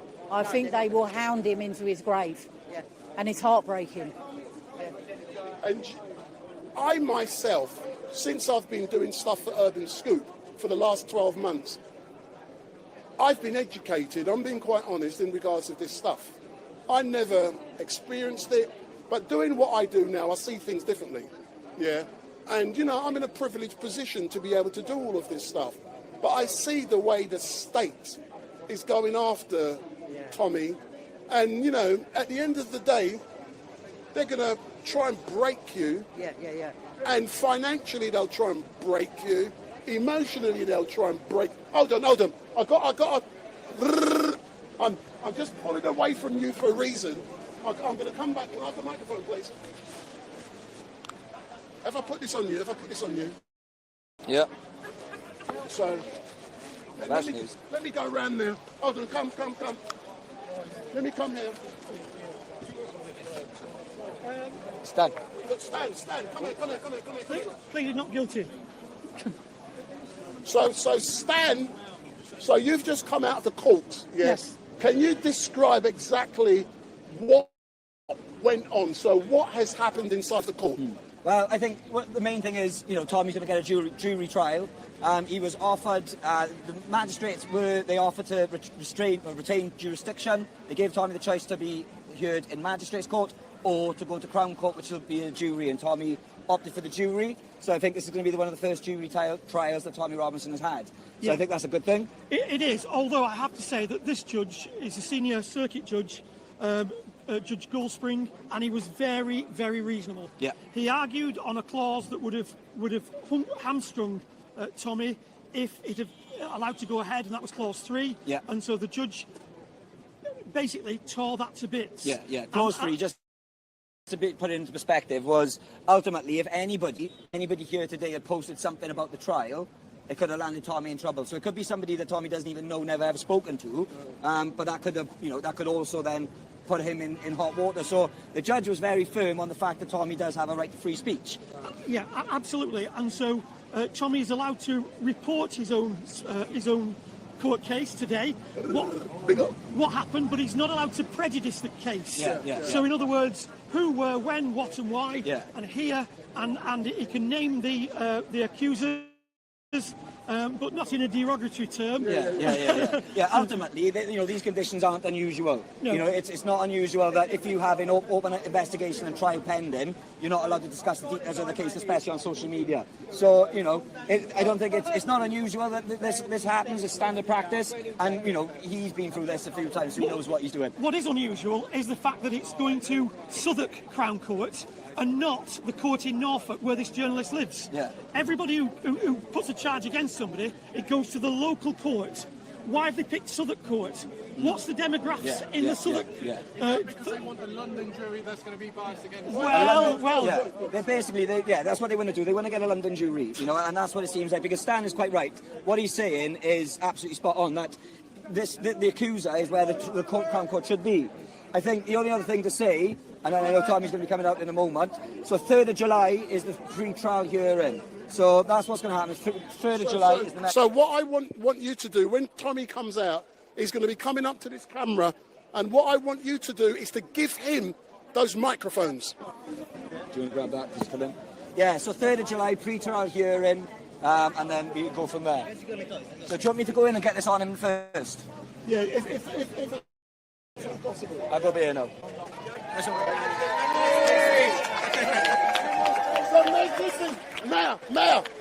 Mayor Toussaint, can you tell us what just happened in the court? Well, the prosecution wanted to do a gagging order, but the judge said that he will defend Tommy Robinson's free speech. So you're allowed to talk about the case as long as you don't really prejudice. Oh, am I the reporter?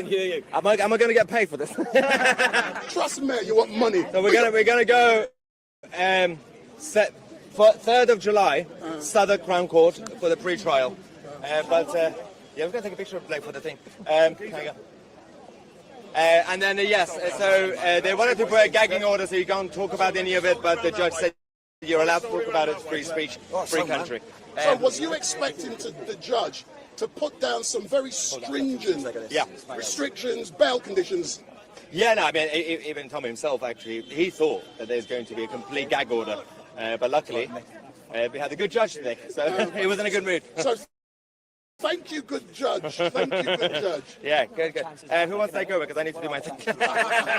So I distracted you again. I distracted you, Mayor. So, but you can't be in my way, and Tommy's coming up to my camera, not yours. I am the way. Yeah. This is on Tommy's channel, as you know. So in a few moments, Tommy Robinson is going to be exiting the court. We're just placing a microphone on him so that when he comes out, we will be the first. Have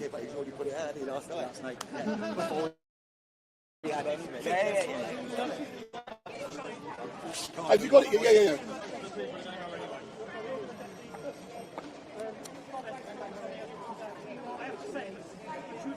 So for those of you who are watching, my name is Wendell Daniel. We're currently on Tommy Robinson's YouTube page, and hey, don't worry about them.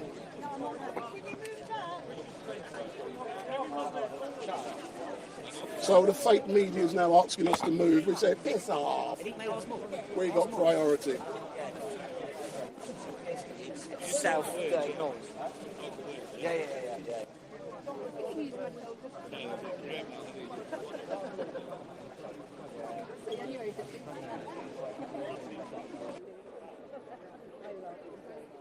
So we're expecting Tommy to be exiting in a few moments, and he will walk directly up to this camera and he will be speaking. He won't be speaking to the BBC.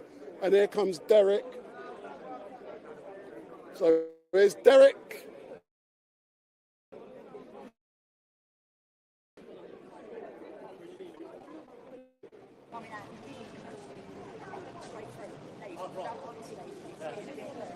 So Derek, I'll speak to you in a minute. Derek, come to the camera, When Tommy comes. So at last, history is being made. Tommy will have his first trial in front of a jury. Something he's never had. What a wonderful judge he was. He was there on every aspect. And stood up for free speech. Where you went? I went there. I saw the now get hopefully an honest jury, not plucked.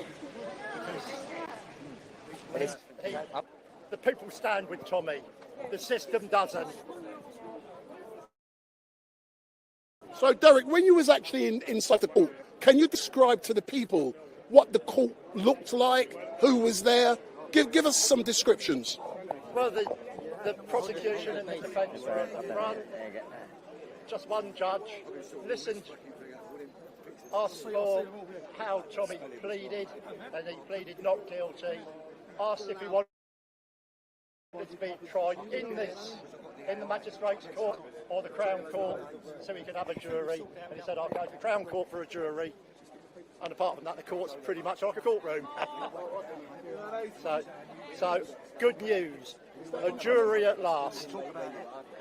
Thank you, Derek. Let's wait for the boss. Yeah, let me squeeze out the way for the boss. The gaffer, the boss. The gaffer.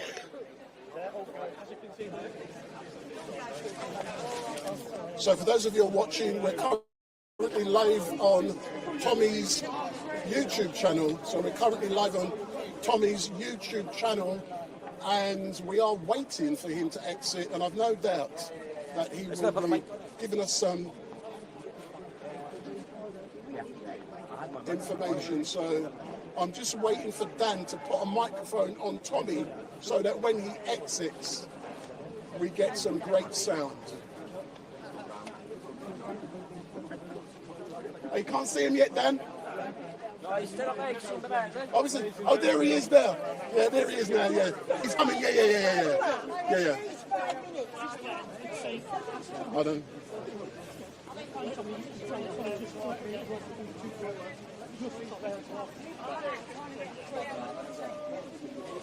He's up there with Amit now. So that's the guys up there, that's Amit. So in a moment we'll be seeing Tommy.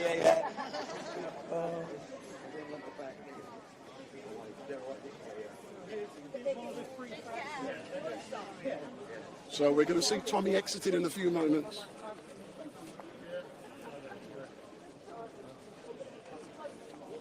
So when Tommy comes out, he's going to be speaking to this camera. The worst thing is now, what's going to happen is when he comes out, there's a mob. They're not. Yeah, no. He was supposed to meet us as well. He bailed on us. That's right. It's Aidan now. It's Aidan. This is for Tommy, it's Wendell's. So this is your mic. So just Can I take out the thingy? Dan! This as well. So we've now given 2 microphones, and there's Vicky. So let me get that one good. Can you get there, please, gentlemen?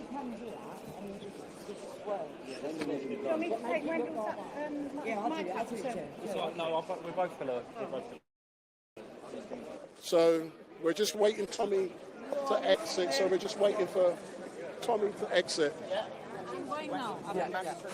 I'll probably see you on Sunday. Oh, he's just talking to his lawyers.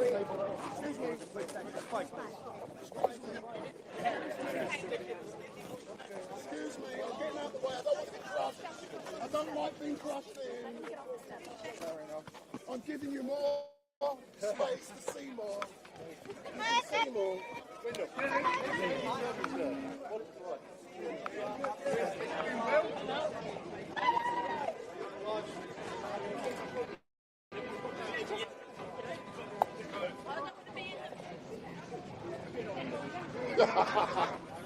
They're all following me now.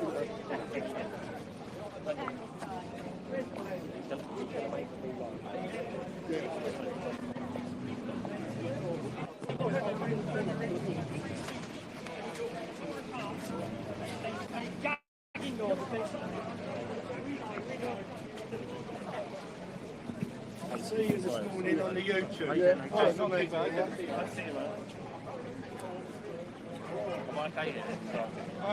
It's not.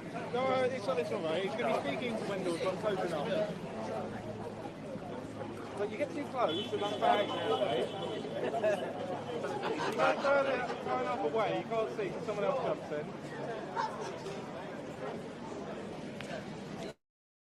in. So we're waiting for Tommy to exit, and when he comes out, I'm told he's going to make a beeline for this Camry.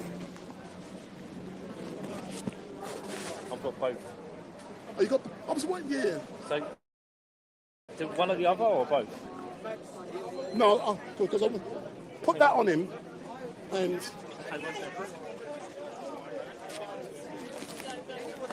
I was wondering where that noise was coming from. Sorry. Garrett. Trust me, stay there. Stay there. Trust me. Don't move. Don't move.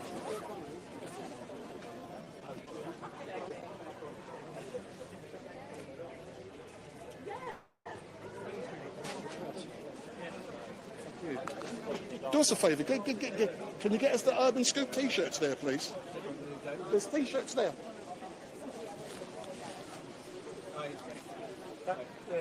Dan! Thank you. You want that, mate? Really? You want that? No, we're here, yeah? So when Tommy exits, he's coming straight here. Don't worry about the fake me. Yes. We know nothing.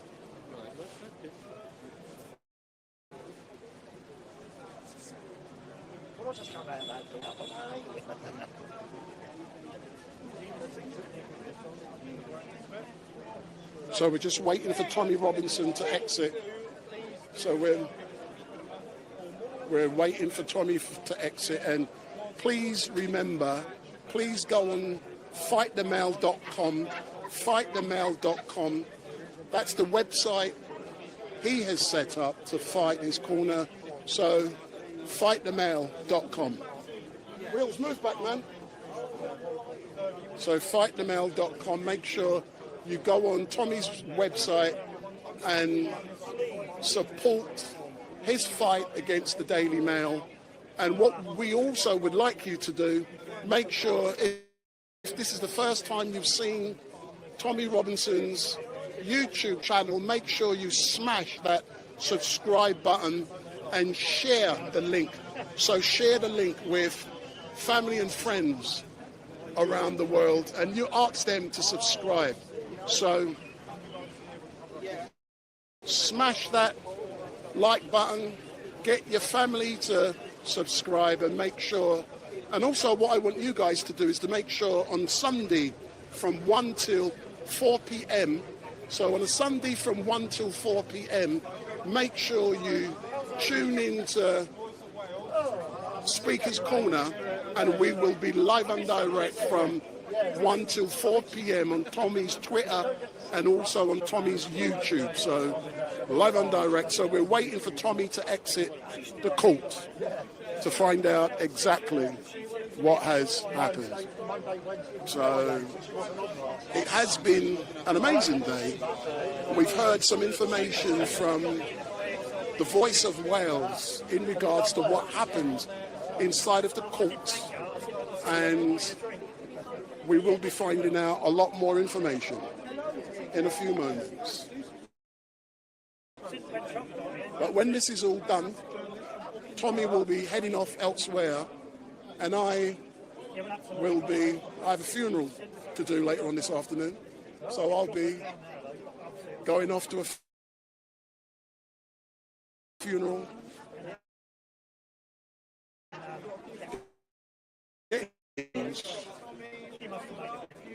And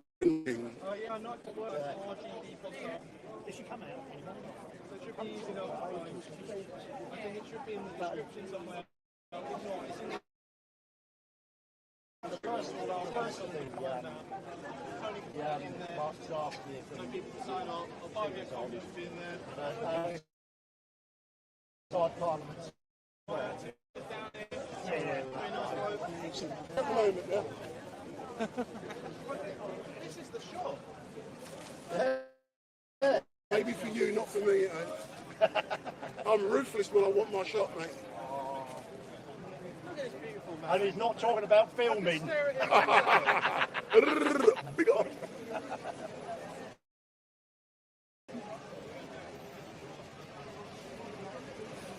I bet you guys on Tommy's YouTube, you can actually feel the tension. I'm now going to go on there and see a few of you on what you got to say.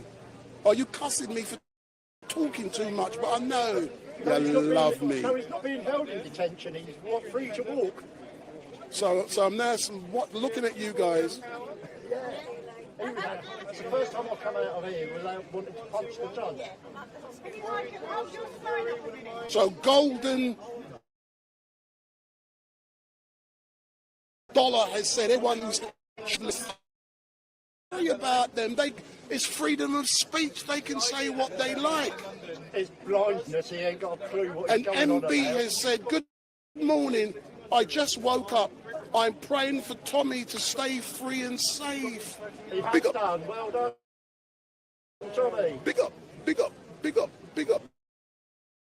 So for all of you who are watching, I'm going to set you a challenge. Go on the YouTube chat on Tommy's Twitter page, pose a question to Tommy, and I will ask Tommy your question. So for you watching now, go on Tommy's Twitter page, ask Tommy a question, and I will hopefully ask him that question on your behalf. Big up.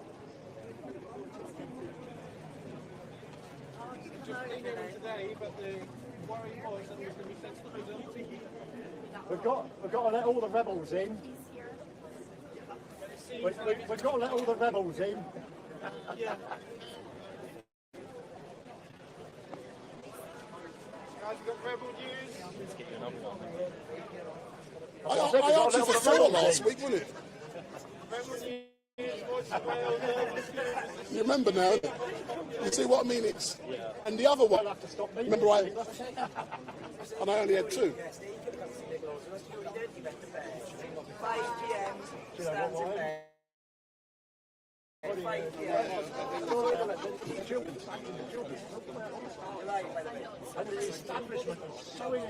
So Dan,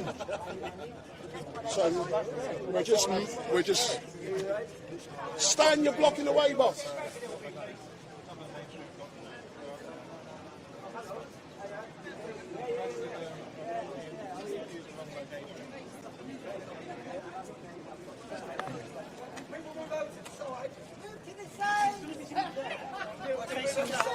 Right away, the squad's going to come in out. Hey, look. Hey, tell him. Glenn. Yeah. Glenn. I was saying.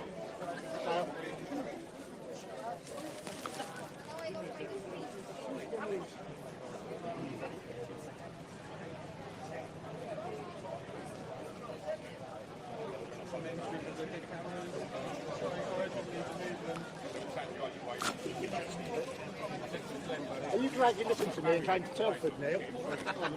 I'm just making sure. Beautiful. Sorry, Aidan, here. If you stay there. I'm getting ready for the shot.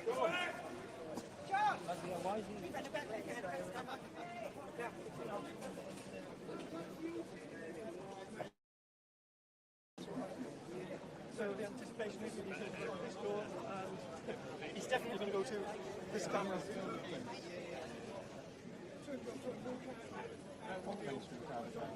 Yeah, we don't do live. We don't do live. I mean, You're scared to do live. But we've just been told that the Voice of Wales isn't live. we don't do live. No, look at the call.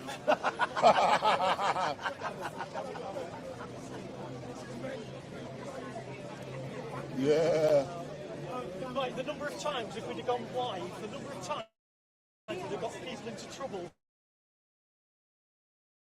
No, no. Especially during the camp.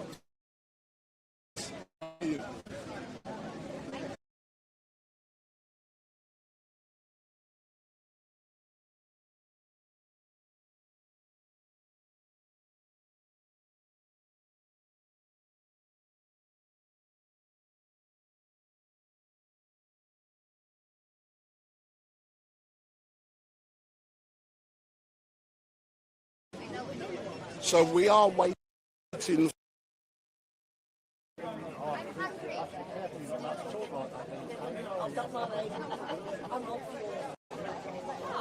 So those of you who are watching, It's real anticipation. You can feel it.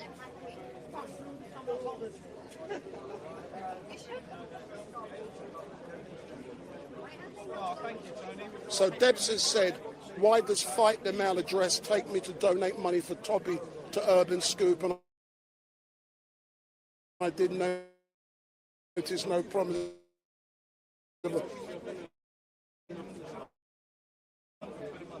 I will answer that question.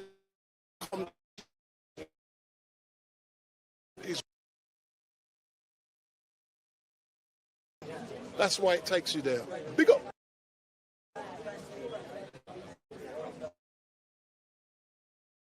So,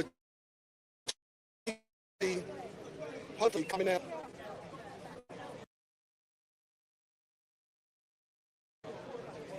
It's coming. I just got the wink.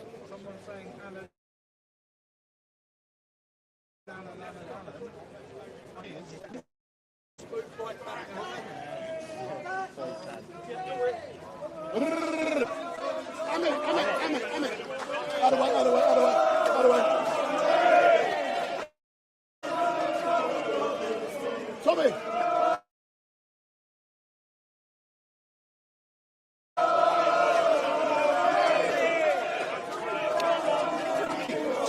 This.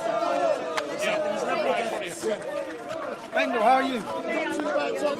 There you go, go. So Tommy, look at that, eh? You've just exited from the court. Can you describe exactly what went on in court? I know a lot about judge, but the judge today attempted to defend free speech. The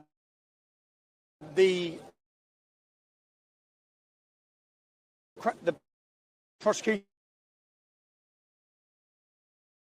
wished to impose conditions which, as his wine, for free speech, they were able to gag totally like this with it, and then he told the prosecution you need to reevaluate what you're asking for because it is a curtailment of free speech. So yeah, and then I've been given now the opportunity to have a jury trial. I've never had that. Go and read my conviction list. Yeah, what they do every time, and the state did it again today. What they do every time is they drop it, they charge you, and then they drop it so that you can't have a jury trial. And the state said, we don't want it to go to a jury trial today. We're happy and content for it to be heard at the lesser charge. So you have different grades of this charge that they've charged me with. We're happy for it to be at the lesser level because then you don't get a jury. But then the judge gave me the option of what I want. I said I want to be tried by 12 members of the British public. I want them to hear the evidence. I want them to see the behaviour of what's happened to me, the way the mainstream media have behaved in this. He gave me conditions. So he has given me conditions which I don't want to breach, which still do curtail my speech, but he didn't want them to totally. Not to mention the names of these individuals.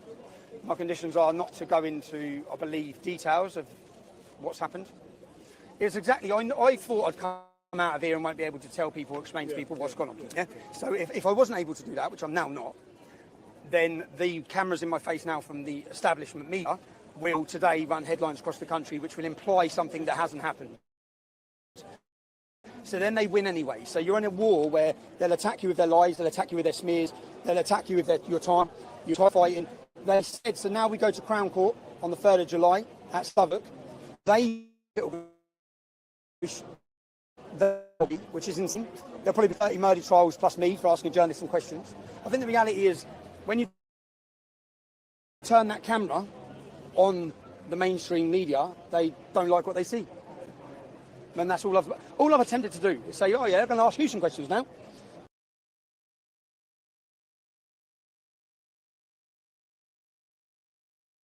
And they don't want to be asked questions. And then, do you know why they don't want to ask questions? Because they have never been asked questions. They have acted with impunity. They've lied, they've smeared, they've attacked. But everyone knows they've lied. I was looking up prior to this at the trust in media across the whole of the European nations, all the European countries. Britain, the British public, have the least trust not the former communist states, yeah, where they know that the media lie, but the British public are now totally awake to the bullshit being fed to them, and their ability to spoon feed their narrative into the public has gone.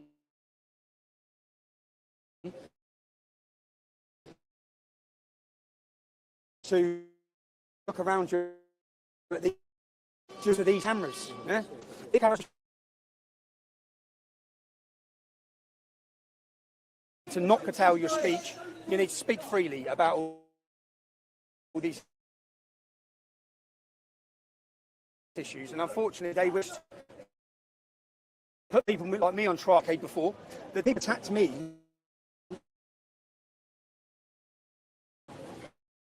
for discussing these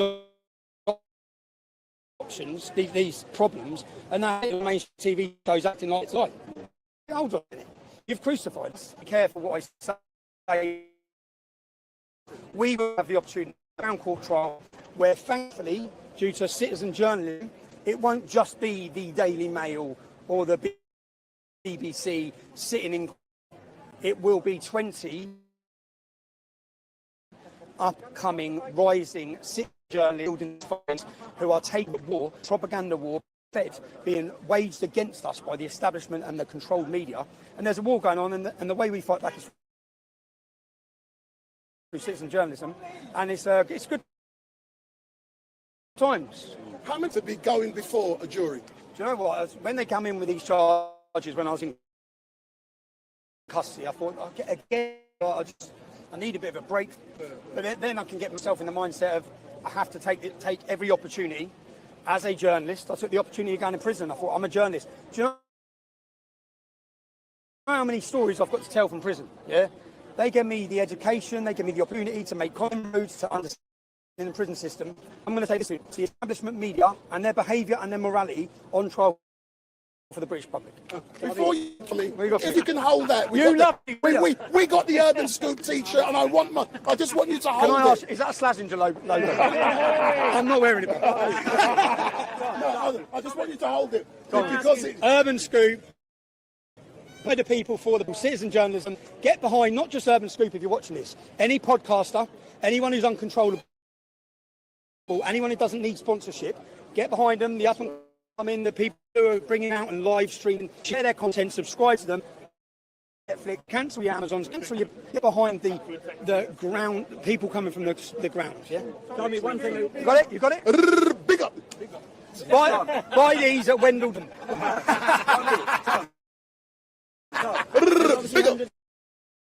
The people that's come out to support you, what's your message to them? My message to them, if people come from, I don't know, I've had people come up to me, it feels great, I'm sorry it's raining, I'm sorry you've travelled all this way for this quick moment, but so you know, I feel absolute love. That's all I felt the whole time. Every time I go anywhere, I feel love. Do you know how many people have stopped me in the streets since I just got out of jail? Pulling over in cars, giving me hugs, everywhere I've gone. So again, it's not working. These attacks. I just think, when I come out of here again, I think, you've now put free speech on trial again, you idiots. You've just done it. I'm walking out, you're doing it again. Because what this is the ability to ask the question is, are we allowed as citizens to ask journalists questions? That's all that. That's all. Are we allowed to or not? What's your opinion on the judge today and how it went?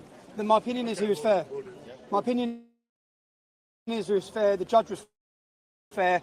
He stood in to stop being totally free. This isn't right. You cannot use these conditions on him. This would prohibit him talking at all. Yeah. And he will go to jail if he talks. And that's what they were asking.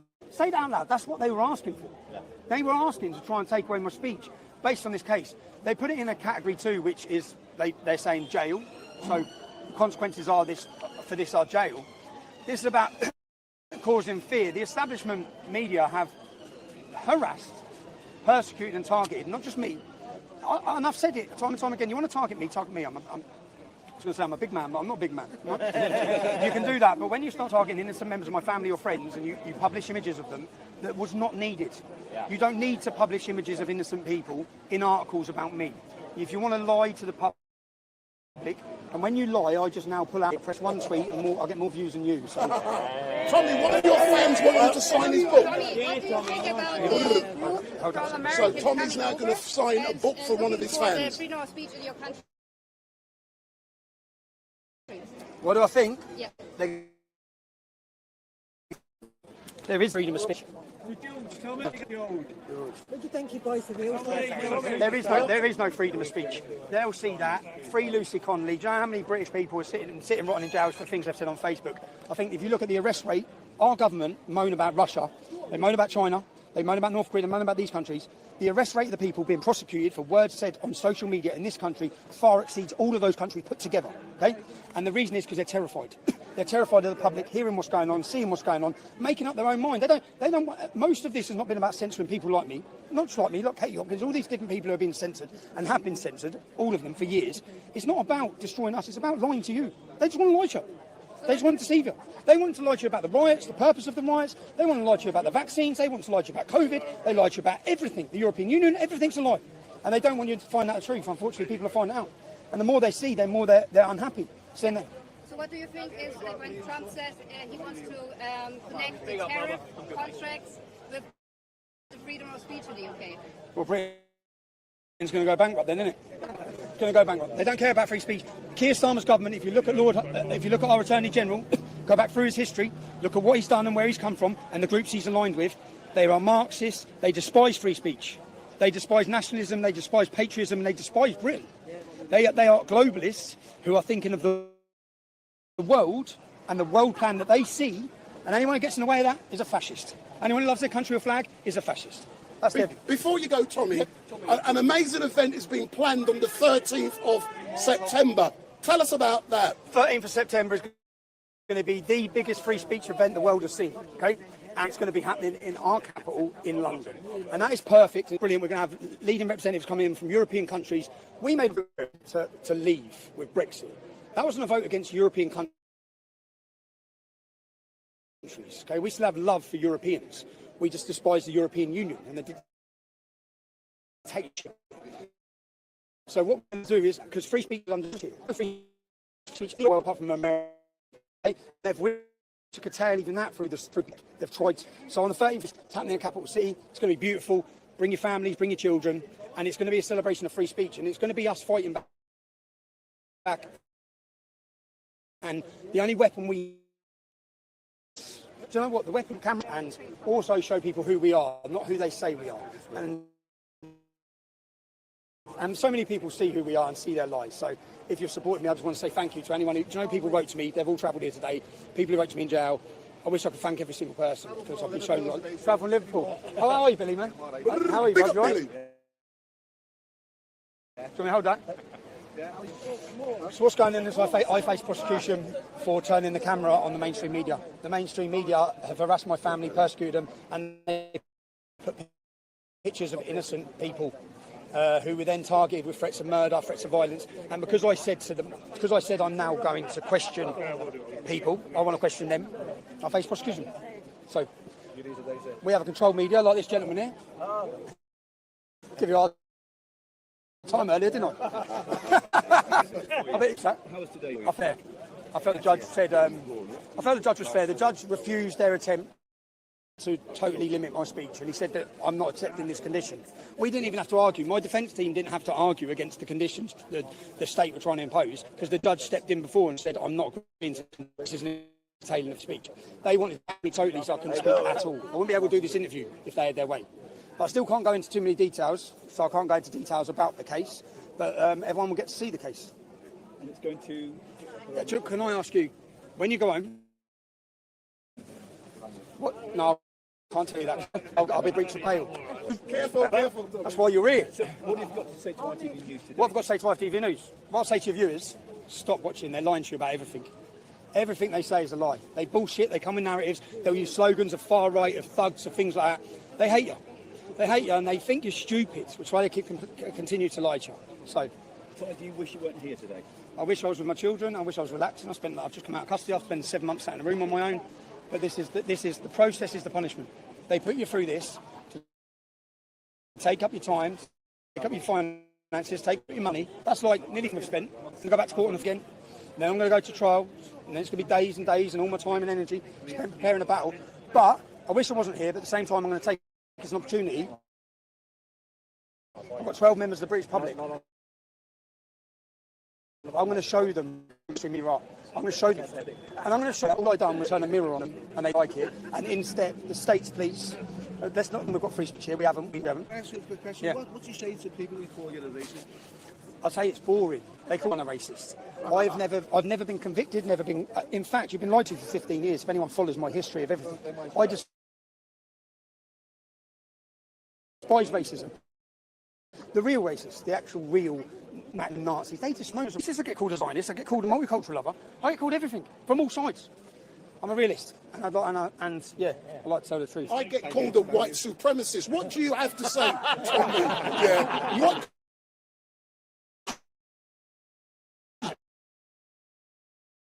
What do you have to say about this to you? From Piers Morgan. Forward to embarrassing Piers Morgan. Yes.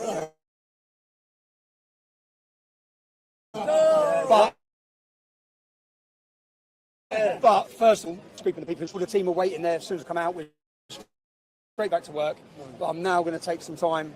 I've got a big interview this weekend with someone. And then when we're doing off? As soon as you're back. As soon as I'm back doing Liam Tuff's podcast. And then I'm going to take some time, man. I'm going to take a few weeks. Yeah? Don't forget to tell everybody you chose the jury. Yeah. You had the option. A man of his word. He's always said it. I chose the jury. He chose it. Message me, I want to read.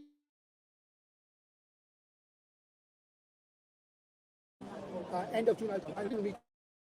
You are the most persecuted person like Donald Trump. Okay. Anything under the sun they are charging you with, and I hope God helps it. I turn the camera away. Yeah. Put a hand over it. Everybody, I'm going to correct him. It's not ITV, it's fake news. Hey. The truth will always win. Tommy, the truth will always win. The truth, the whole truth, and nothing but the word. Do not lose faith. I'm not, Don't man. We'll have our day in court. I'm going to meet you. Ready? Wendell, thank you. Which one? Whose are they? I don't know who the other me, that's me. So that's Tommy Robinson.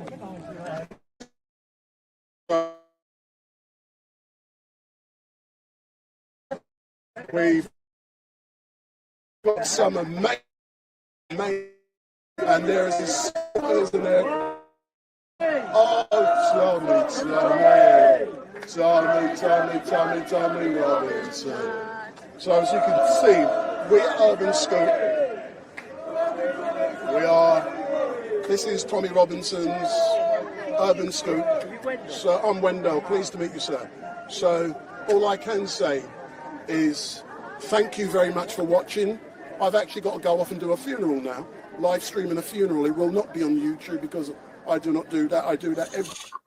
Right, just going to close the stream down here, guys.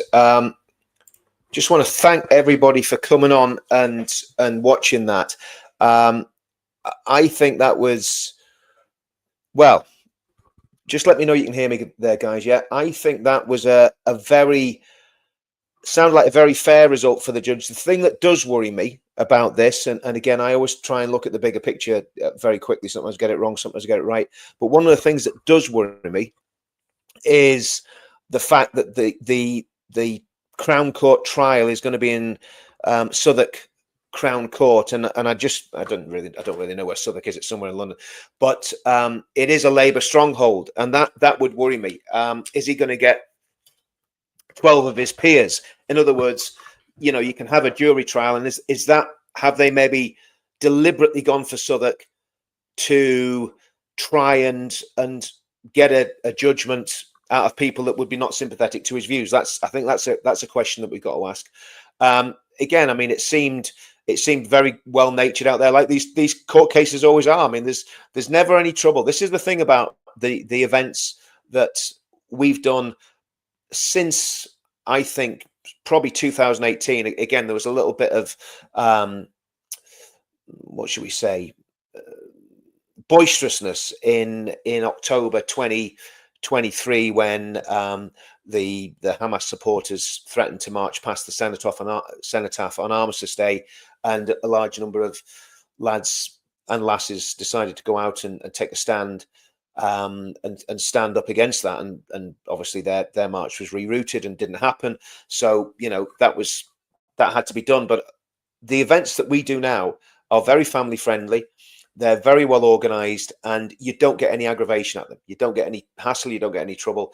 They're well policed, and they're well policed from both sides, from our side as well as from the policing side. So 13th of September, still definitely going to be on. It'll be interesting to see what court date they give him. Obviously, did they say the preliminary hearing was the 3rd of July? Was that right? I think it was the 3rd of July. So it'll be interesting what date the actual proper Crown Court trial is, because that's going to be a very interesting one. And I think we've got to be ready again, just to stand with Tommy. And I think that's what this is all about. I think the truth of the matter is, the light's been shone on the media and on free speech and on the government and on the establishment like never before. And we've pulled back the curtain. And what we've seen behind the curtain is very, very rotten and very, very bad. So I think and Tommy's the biggest person to do that. He's the biggest voice that's doing that in the UK. Nobody else is doing what he's doing. Going back to Panodrama in, what was that, 2018, 2019, straight after Panodrama, they locked him up. Basically he ruined the careers of people in the Panorama team.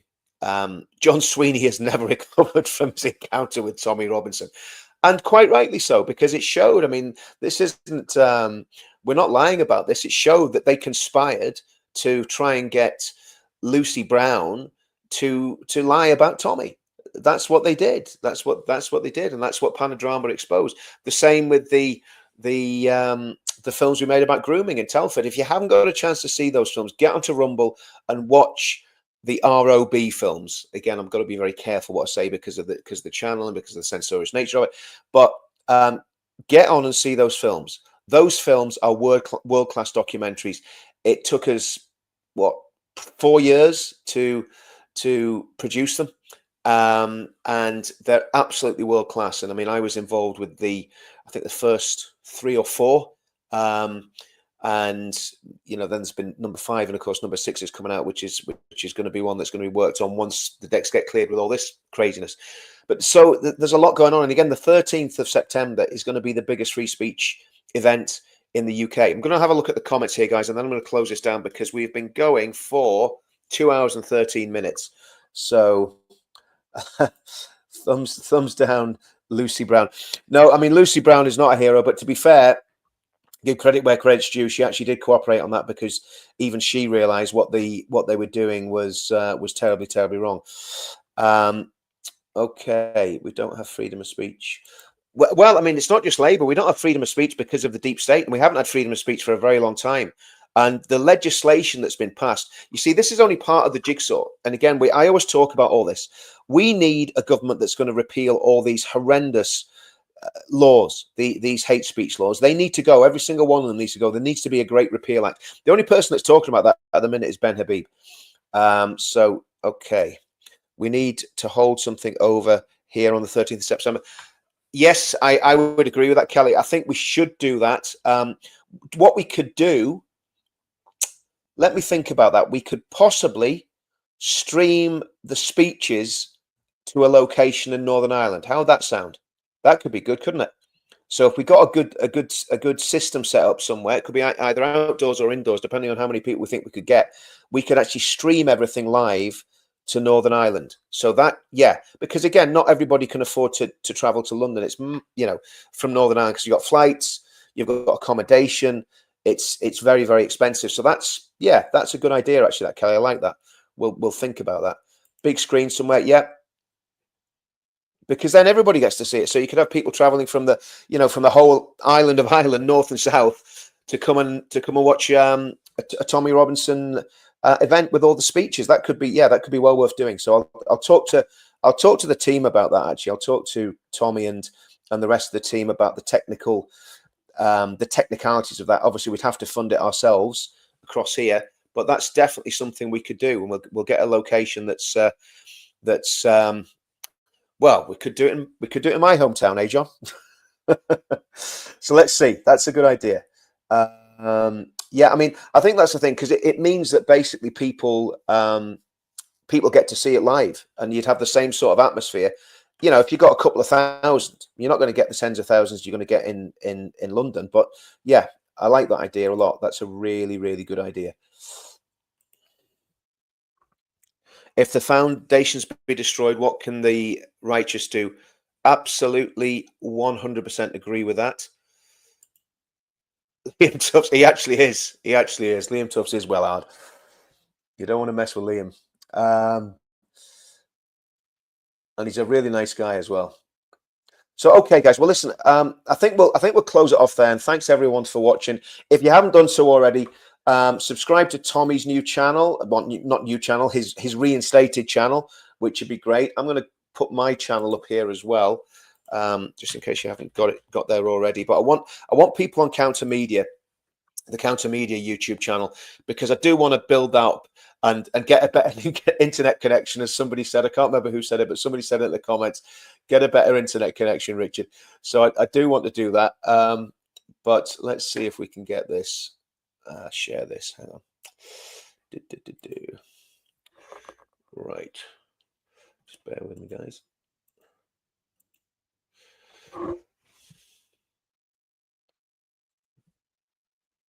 Okay, so I'll just share screen with this just for a minute, guys. Just bear with me 2 seconds. Just let me share screen. Got the channel up there now. Share screen, Counter Media, share. Right.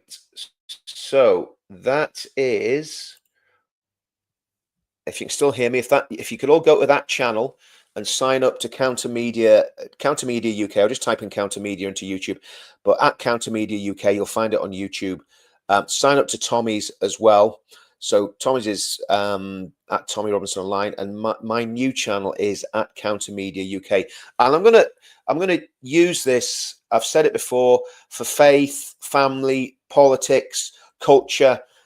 It's not going to be, sort of on the street news. A lot of it's going to be comments. A lot of it's going to be interviews. But obviously, as we develop, we can do more and more as we get, as it becomes more of a business model, and we can actually finance having people with cameras in different areas doing different things. So, that's basically what it's about. I mean, again, that's what Tommy was saying when he came out of court.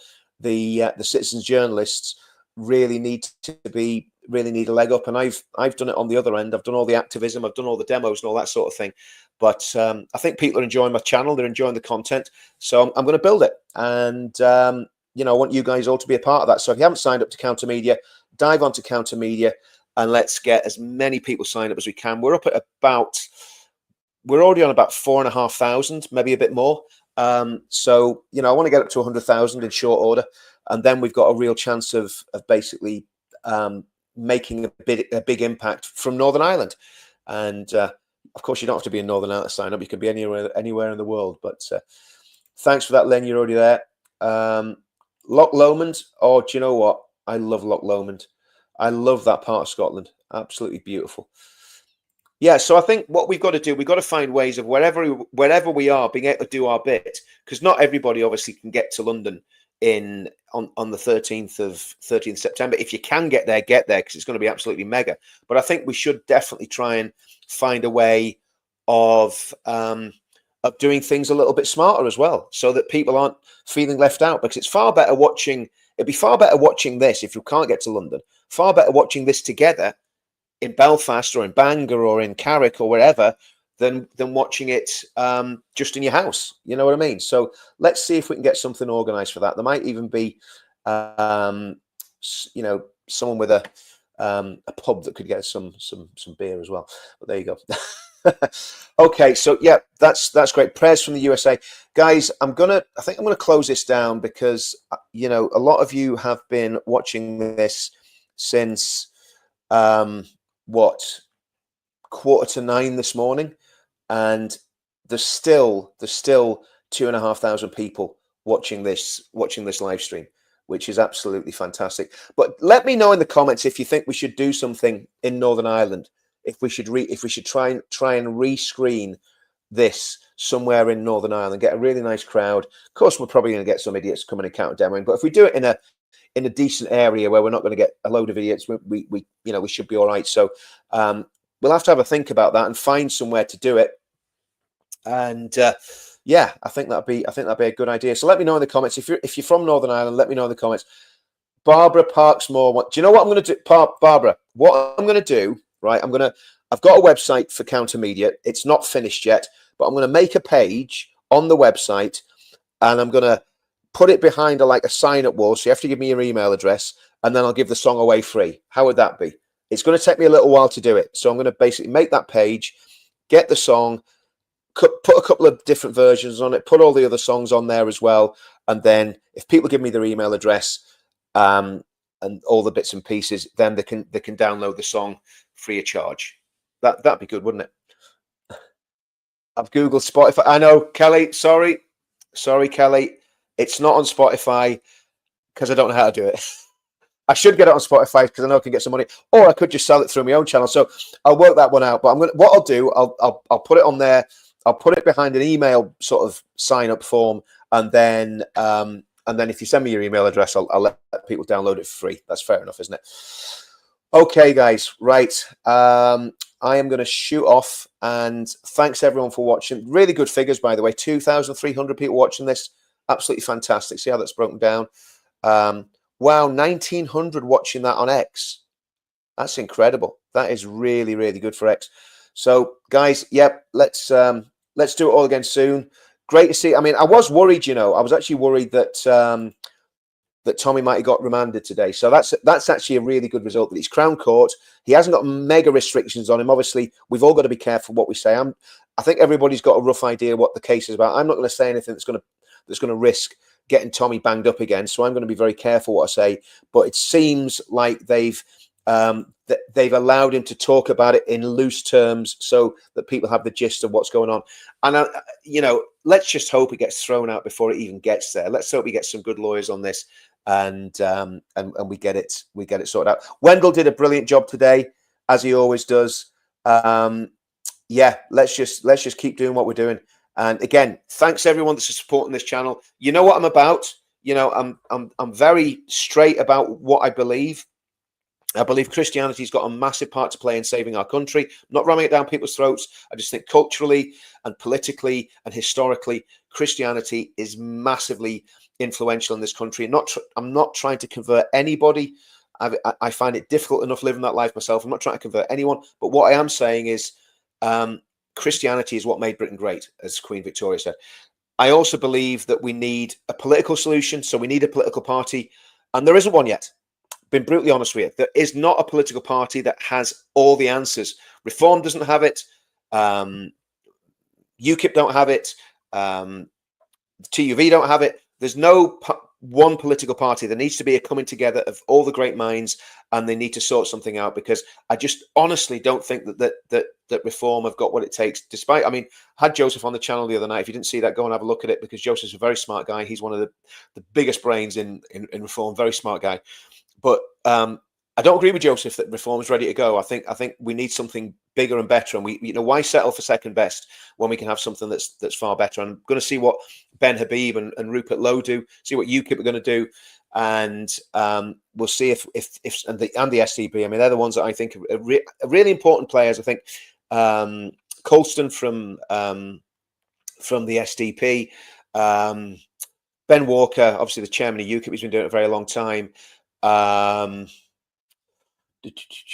Habib, Rupert Lowe, Liz Truss, obviously Reform, hopefully without Nigel. Well, I mean, if Nigel had come into line, it would be fine, but he's not going to. He's going to be off on an ego trip. So the political thing's a massive thing that we're going to have to discuss in great detail, because there needs to be a replacement for the Uni Party. And the other thing I'm thinking is the pledge. And again, I'm going to put the pledge back on the screen. I know I always go on about the pledge, but the pledge is a very, very serious thing. And it gives an ideology for every single problem that we face. It gives a solution for every single problem that we face.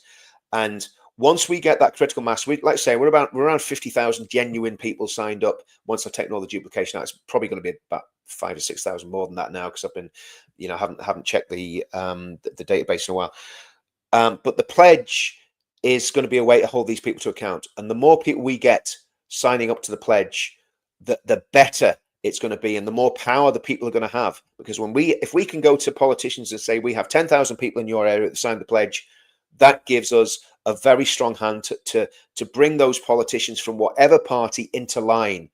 And on an individual basis, be very interested to see what the parties do, because I could see a lot of parties, especially the Labour Party, Conservative Party, Lib Dems, they're going to boycott the pledge. It's going to be interesting to see what the parties on the right do. Ben's already signed it.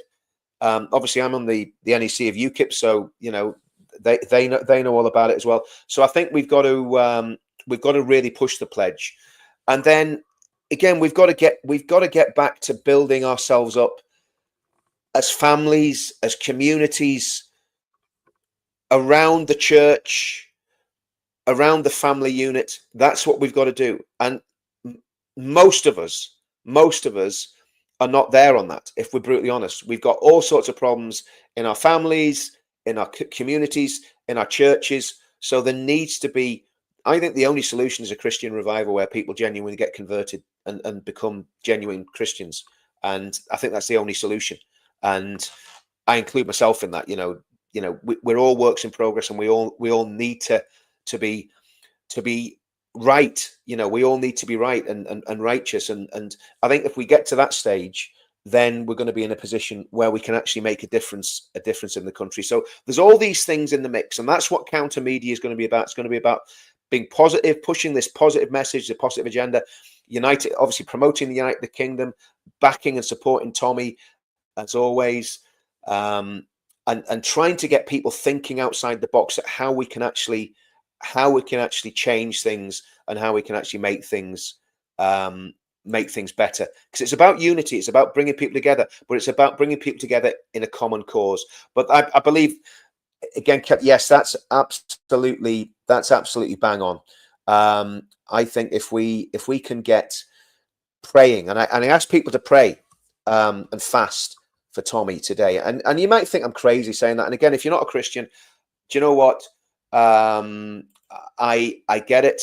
As an English socialist, yeah. Do you know? Listen, I mean, the reality is that's up to you. It's completely, everybody has their own agency and will do what they want to do. But what we've got to do is find what we do agree on, and rally around that. I'm not going to compromise on what I believe, and you're not going to compromise on what you believe. But on the things that we share in common, then we can stand together. So if there's things that we go, there's too much immigration. We don't want the Islamization of the United Kingdom. We don't want our children being subject to abuse from certain demographics. If we can unite around all those things, then that's what I'll do. I'll unite with people on that. But I'm convinced that the answer is Christianity. And yeah, I mean, UKIP, Nick's a very devout Roman Catholic. I'm not sure about Ben, but there is, again, UKIP has a core that are Christian, people on the NEC. So that core is there. Ben and Rupert, I'm not sure where they stand in terms of faith, but I know there's a lot of Christian people around them.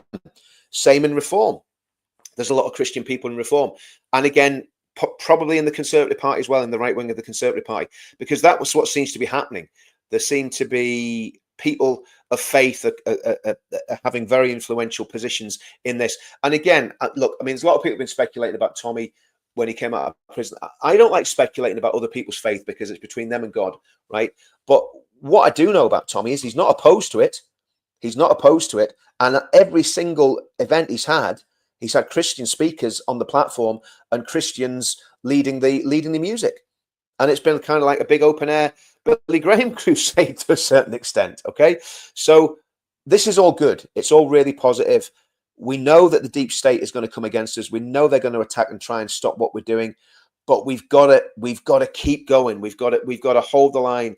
And, believe you me, I have had, I'm not on a pity party. I'm really not, but I've had the most difficult year of my life without a shadow of a doubt. My whole family has bereavements, sickness, all sorts of stuff. It's been a very, very difficult year for my whole family. And I know a lot of other people, have been suffering as well. But at the end of the day, we've got to push on. We've got to keep going. We've got to keep pushing forward and not give up, not back down. And again, I find Tommy very, very inspirational, because he's come out after 7 months in prison, and he's not just gone, oh, I'm going to go on holiday for a few months here and just chill out. He's straight back at it, fighting. No messing about, straight back there.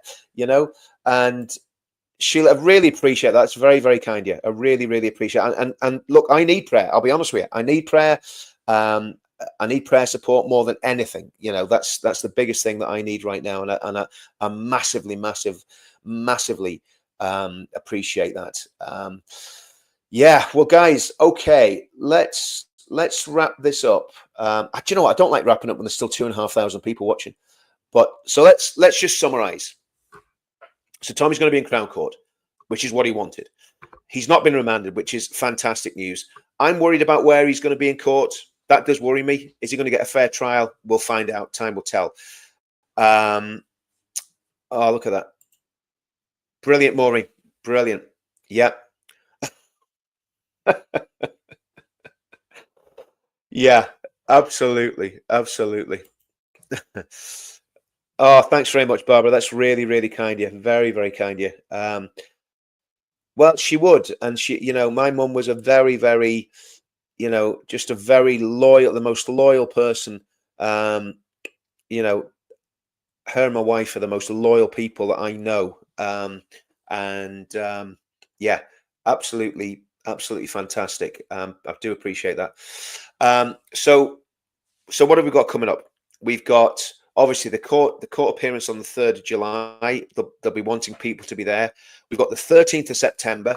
And again, the idea of having it streamed to a location over here, I think is a great idea. Because again, not everybody's going to be able to, get across to London. So it means the people that can't go to London, obviously, if you can go to London, make sure you go. But if you can't get to London, let's see about getting an event put on over here where it's actually restreamed. Again, we'd have to fund everything ourselves. We'd have to work out a way of doing that. But I think that could be a really, really interesting thing to do, and it would certainly raise the profile of what we're all about in Northern Ireland. And again, I'm sure we'd have people traveling from the Republic of Ireland as well. Again, that's just an idea. It's just an idea going out there in the ether, and it might not happen, but let's try and see if we can make it happen and get some people involved that would help us make it happen. Okay. My condolences. Oh, I appreciate that, Knights Templar. People in the spirit world always with you and what's going. Yeah, do you know what? I absolutely believe my mother's looking down from heaven and probably shaking her head a lot of the time, going, "What are you doing now, son?" Get the pride lights on. Let's have a look. Let's have a look. Now, this is not to celebrate Pride, by the way. This is to celebrate the rainbow, which is God's covenant. No, it's not working. We'll do that. We'll maybe do that tonight when we're on Paul Thorpe's show. Okay. For God so loved the world that he gave his only begotten Son, that whoever believes in him shall not perish but have everlasting life. That is the central theme of everything that we should be doing. And for many years it was with me. And again, I'm glad I'm getting back to that. It's, I kind of had a bit of time when I wasn't living that life, but God's been very kind to me and has allowed me to come back. When a nation walks with God, he walks with. I believe that's absolutely true. I believe that that's absolutely true, and that's what this is all about. When people are walking with God, it has a massive positive effect. This is incredible. On X, there is over 2,000 people watching on X at the moment. There's 48 on Counter Media, and there's 274 on the Richard Inman channel. So X is absolutely smashing it in terms of this live stream. Paul Thorpe's getting back. Yeah, well, I said that to Paul the other day. I said, it's like the line from the Godfather Part 3, where Al Pacino is in his kitchen with his cardigan on. He's in his 60s, and he just says, every time I get out, they drag me straight back in. And I think we all, if you've been involved in this movement, you know exactly what that feels like. Nick Tinconi, UKIP, I'm not sure what that means. Christ-centered life is not easy. We can fall, but we help each other. This is it. I mean, this is what I think is really interesting about this channel. I talk a lot about my, and I'm not preaching at people. I'm really not.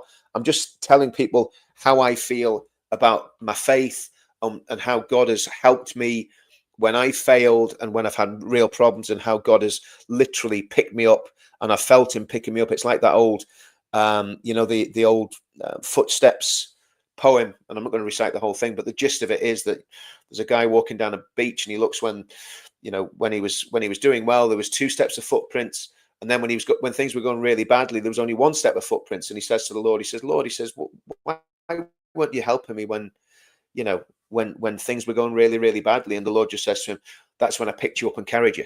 So that's when you're really up against it, God does step in.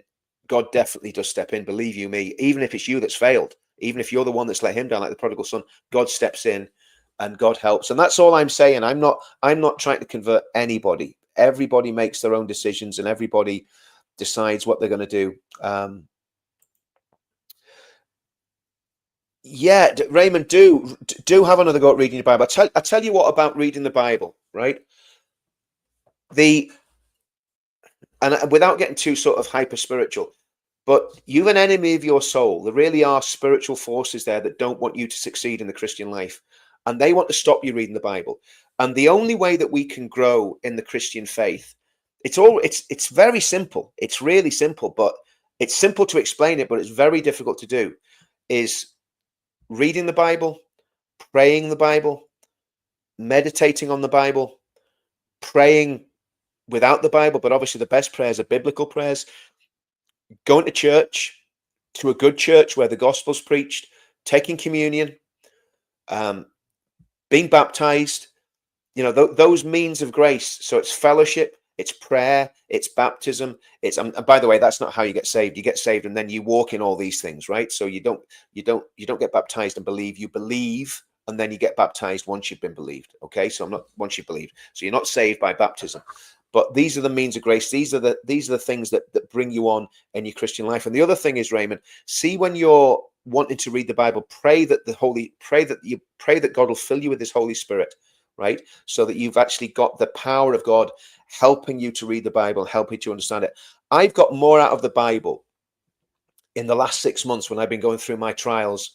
I've got more out of the Bible in the last 6 months than I have in the last 20, however many years it is, because it's become a personal letter from God to me now. Whereas before it was a book of doctrine, it was a book of ideas, it was a book that, that I thought, well, this is amazing, that, what God's done. But now I'm getting real answers to real problems and real answers to prayer as a result of reading the Bible. And, so persevere with it, Raymond, and anybody else that's watching this, persevere with what you're doing, because well, do you know what, you're at the end of Deuteronomy, so you're going into Joshua and then you're going into Judges. They're good books. In fact, the whole Bible's a good book. But I mean, I know it's kind of in Leviticus and somewhere around Numbers, there's a lot of stuff there that you're going, you don't really, even after how long have I been stumbling in this Christianity? Since 1996, so however long that is, nearly 30 years, isn't it? 29 years. So, but I still find I struggle in Leviticus, Numbers. Exodus is good because it's a really sort of bouncy story. Then it's just all the laws. I mean, they're just but they're there for a reason. They're there for a reason, But keep going, because you've got Joshua, Judges. And then, of course, all the stuff about, then you got Ruth and you got all the stuff about David and 1st, 2nd Samuel and 1st, 2nd Chronicles. Or is it 1st, 2nd Chronicles? Oh, Anyway, you know what I'm talking about. Just get stuck in. Yeah. What's this one? If you just get stuck on the Bible, try other translation. Yeah, that's a good idea as well. Yeah. I mean, I read the King James Version, but I also read the English Standard Version. I read the NIV. I read the New King James Version. Because they've all got they're all based on pretty much the same text and the same family of texts, but they've got slightly different nuances and the slight difference in the way they're translated. So it's good to, and have good Bible commentaries. Matthew Henry, a really old Bible commentary, but if you can get past the archaic language, there's some really, really good stuff. Yes. Well, get into Judges. I mean, my goodness, there's stuff in Judges. It's like a Tarantino movie, my goodness, so there's some, well, that's true. I agree with that. I love the King James Version. That's why I mainly read is the King James Version, actually the New King James at the minute I'm reading, but, yeah, it is all about Jesus. Absolutely agree with that.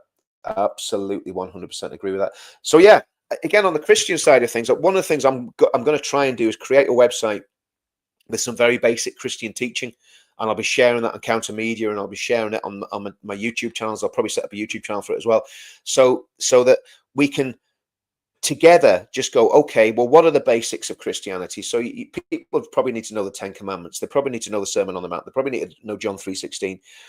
They need to know about the atonement. They need to know about what Christ came to do. They need to understand that Jesus Christ is God and fully man, and all those things that are really quite complicated, but are actually quite simple as well, but difficult to explain to people. They need to know about the atoning sacrifice of Christ. They need to know about the resurrection of Christ. So I'm going to do something along those lines.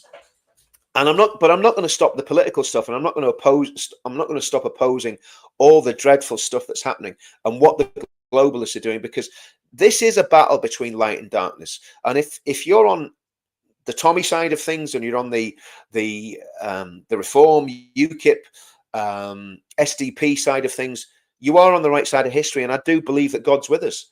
We're not racist. We're not going against people because of the color of the skin. But what we are rightly concerned about is losing our Christian culture, losing our heritage, losing our Englishness, losing our Ulsterness, if Ulsterishness or whatever it would be, losing our Irishness, losing our Scottish identity. So all those identities have been watered down. Even regional identities have been watered down, and we've got to fight back. And I think the best way of fighting back is with faith, with activism, with politics, with street demonstrations, with protests. It's all of that. It's everything. It's the whole lot. But I think the most important thing is this: is basically coming back to the Lord, and as a country and as a state and as a nation. And Alex Phillips got baptized on Monday. Absolutely amazing. Maya Tusi got baptized, and Russell Brand. Whatever people think about Russell Brand, and I don't know what he's has done or hasn't done. He's pleaded not guilty, right? And he is claiming to be a Christian. And the things I've heard him say seem genuine. And I know a lot of people wouldn't agree with me on that. I don't care. I'm looking at Russell Brand saying he's taken a stand for Christ. He's taken a stand for Christianity. I totally agree with that, Steve. I totally agree with that. I mean, listen, let's get it right. Sinn Féin are vile. It's just simple as that. They are a vile, Marxist, internationalist, Hamas-loving, vile, disgusting organization. Simple as that. I don't know how anyone can vote for them. I mean, if you're a nationalist, for goodness sake, vote for the SDP or something. They're not much better. But I mean, at the end of the day, or what's the other the Republican Party that's very, very Catholic, Antu or something like that. Vote for something that's actually reflects your beliefs. How anyone can vote for Scum Féin, I honestly don't know. And what are they? I mean, what we know they're louts and touts. That's what they are, louts and touts. Disgusting party, disgusting. Anyway, I know there's not much love been shown there for Sinn Féin, but there you are. It's a long running hate. No, I don't hate them. I don't hate the people. But I do know that they're wrong uns, and I think they've got to be called out as wrong uns. And the fact that we've got a Sinn Féin First Minister is shameful on the people of Northern Ireland. What have we done? How have we allowed that to happen? And we've got to really push back against that. And of course, when you push back against that, we're gonna have problems. There you go. There you go, Sam. The convent in Middlesbrough. You might not know, but I was brought up in Middlesbrough in the 80s. So. Do you know what? There wasn't too much Christianity in Middlesbrough. I went to a Church of England church, and it wasn't exactly filled with vibrancy and passion, that's for sure. But maybe I just wasn't paying attention. Okay. Do you know what? Unfortunately, Sinn Féin aren't nationalists just like us. They're National Socialists, and that's the truth. Okay. Taking a verbal stand is not being the same as being born again. Oh, I agree with that. I agree. People need. You're absolutely right. People need to be born again. But the point is, I think the point is that what we've got to do, Robert, is bring people along a road. And yes, God can save anyone when He wants to. He's sovereign. He can, he can go into the mosque and save everybody in a mosque. He can go into a Hindu temple and do exactly the same. God can do whatever He wants to do. But the reality is, people need to be taught. They need to be taught the basics. They need to be taught why Christianity is a good idea and why it makes sense. And I think that's, I'm not in any way departing from believing in salvation by faith and believing that people need to be born again and regenerated. I absolutely believe that, 100% believe that. But the problem is we're so far away in terms of what the understanding that people have of Christianity in the UK. Northern Ireland's probably different, but in the rest of the UK, we're a very long way away from people being in that position. Yep, totally agree with that as well. Okay, let's have a look. There was a comment in there which I found quite interesting, I think, about what I'm trying to do. Oh, here we go. Yeah, Sheila, there's probably a lot out there, but I think ours is quite unique, and its identity is going to be patriotic, and that can be, you can be an Irish patriot. We're quite, when we do our events in Belfast, we're quite happy for people to come there with Irish flags, with tricolours. We stand there with the Union flag. They stand next to us with tricolours. And again, believe you me, the Republicans and some people on the loyalist side don't like seeing that. Well, tough, because we're about bringing people together and about uniting people in one common cause, which is under Christ and saving the country and bringing the country back to a Christian ethos. So yes, we'll keep working on this. And again, this is my passion. This is what I believe I was called to do, despite all my flaws and failings. And I'm gonna, oh, this looks good. I'm gonna keep at this. Richard, can we agree to fast in agreement one day each week for an outpouring? Yes, yes, yes, absolutely, absolutely. I mean, the Methodists used to do Wednesday and Friday. Why don't we say, without putting, what I don't want to do is start getting legalistic and making people do things that are going to put heavy burdens on them. But why don't we say, if people want to fast on Monday, they can. If they want to fast on Wednesday, they can. If they want to fast on Friday, they can. If they want to miss one meal, that's fine. If they want to do 24 hours, that's fine. If they want to just fast from a certain habit or whatever, that's fine. Give up smoking for a day, give up vaping for a day.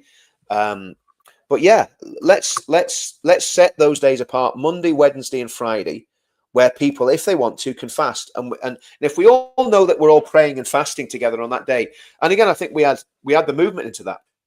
We had that we want to see the movement well and truly converted. We pray for Tommy.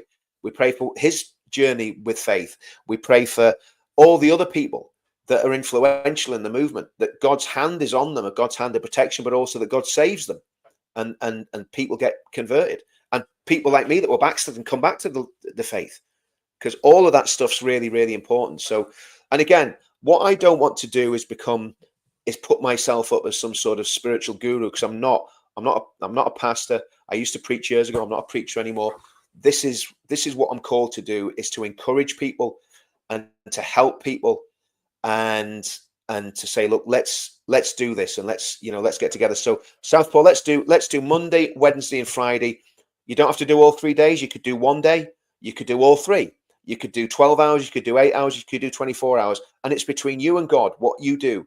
But let's set those days apart, that if people want to pray and fast on those days, that they absolutely can. And I think it's good if you can get together with people.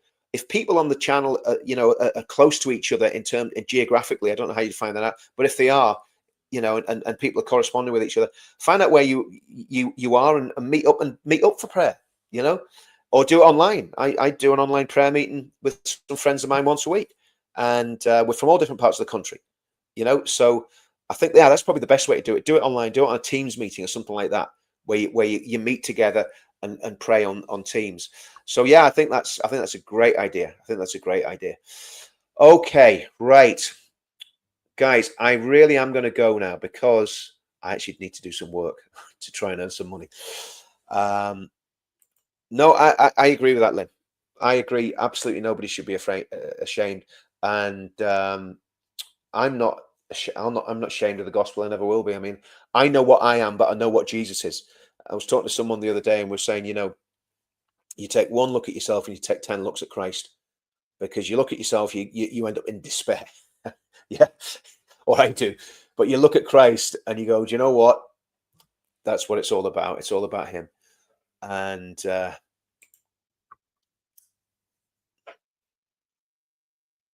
brilliant, brilliant, brilliant, brilliant, Terry. That is absolutely superb, man.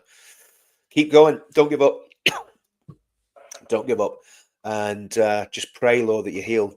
You know, that Terry's fully healed and stays healed. And yeah, bless you, brother. I'm afraid to say we're too late. The movement fell apart when Tommy got banged up, thrown.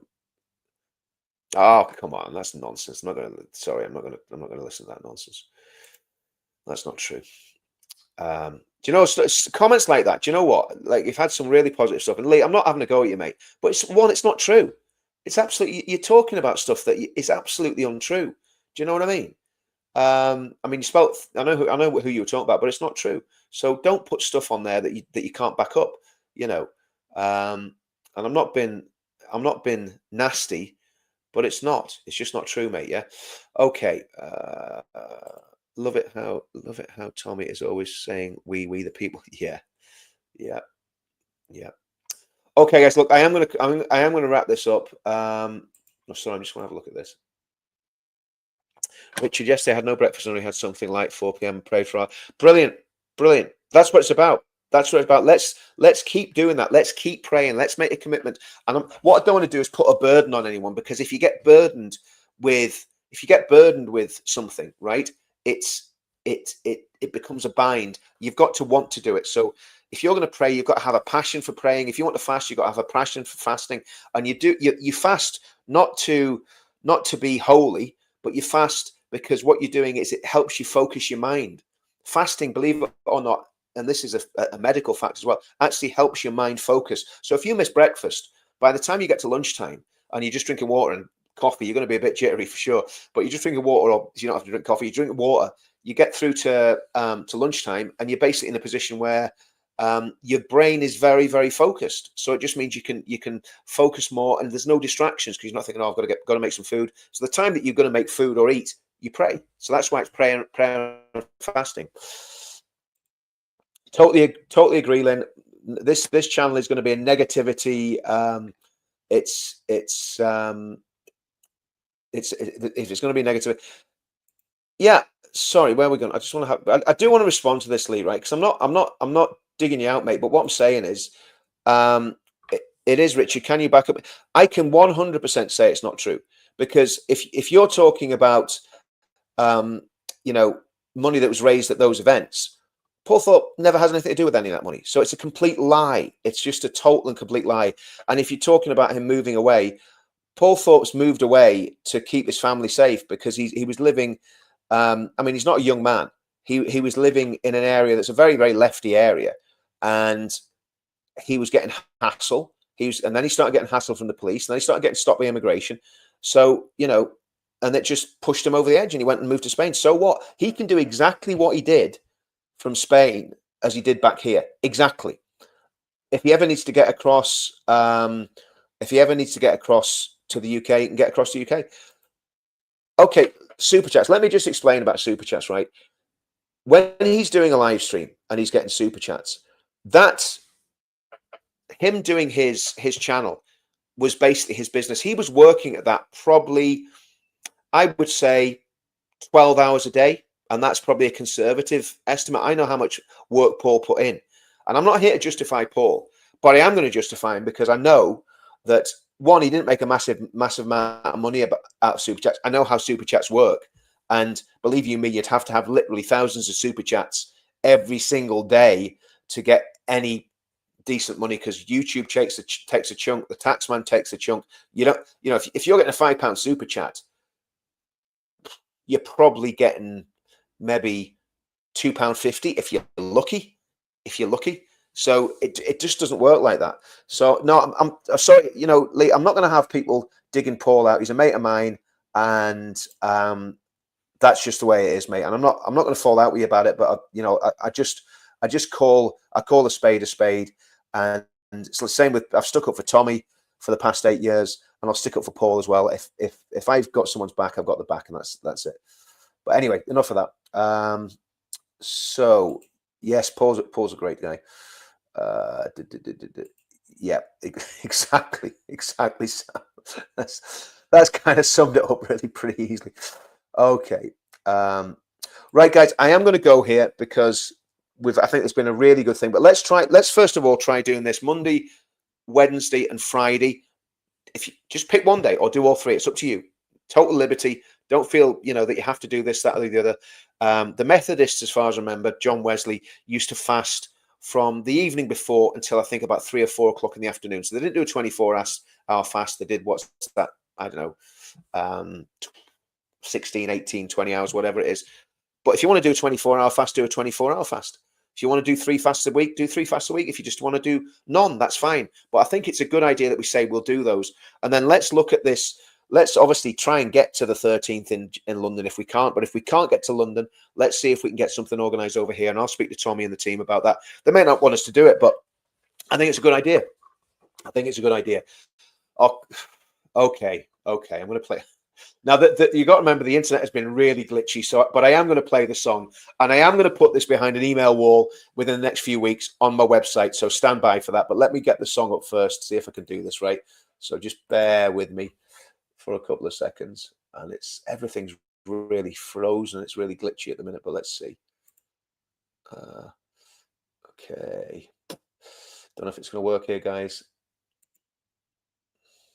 Let me have a look.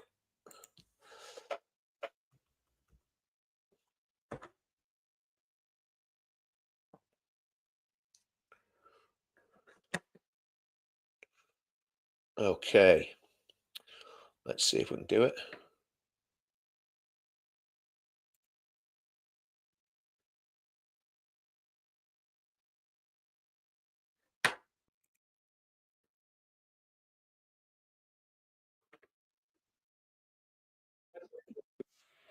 Stand by here, guys.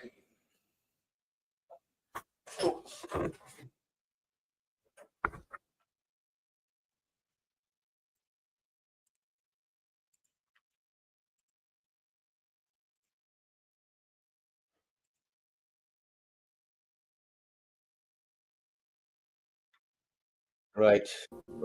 For expectant mothers like mine, guys, let me know in the comments Sharon, if this plays okay. this What I'm going to do, I'm going to mute unforgiving myself. life was Oh, here we all go. they'd We ever can be known. there any second. Let's just And see. tragically, they faced being their falls into the. Let me know if you can hear this, because I can't. Where are the men of England, those heroes brave and bold?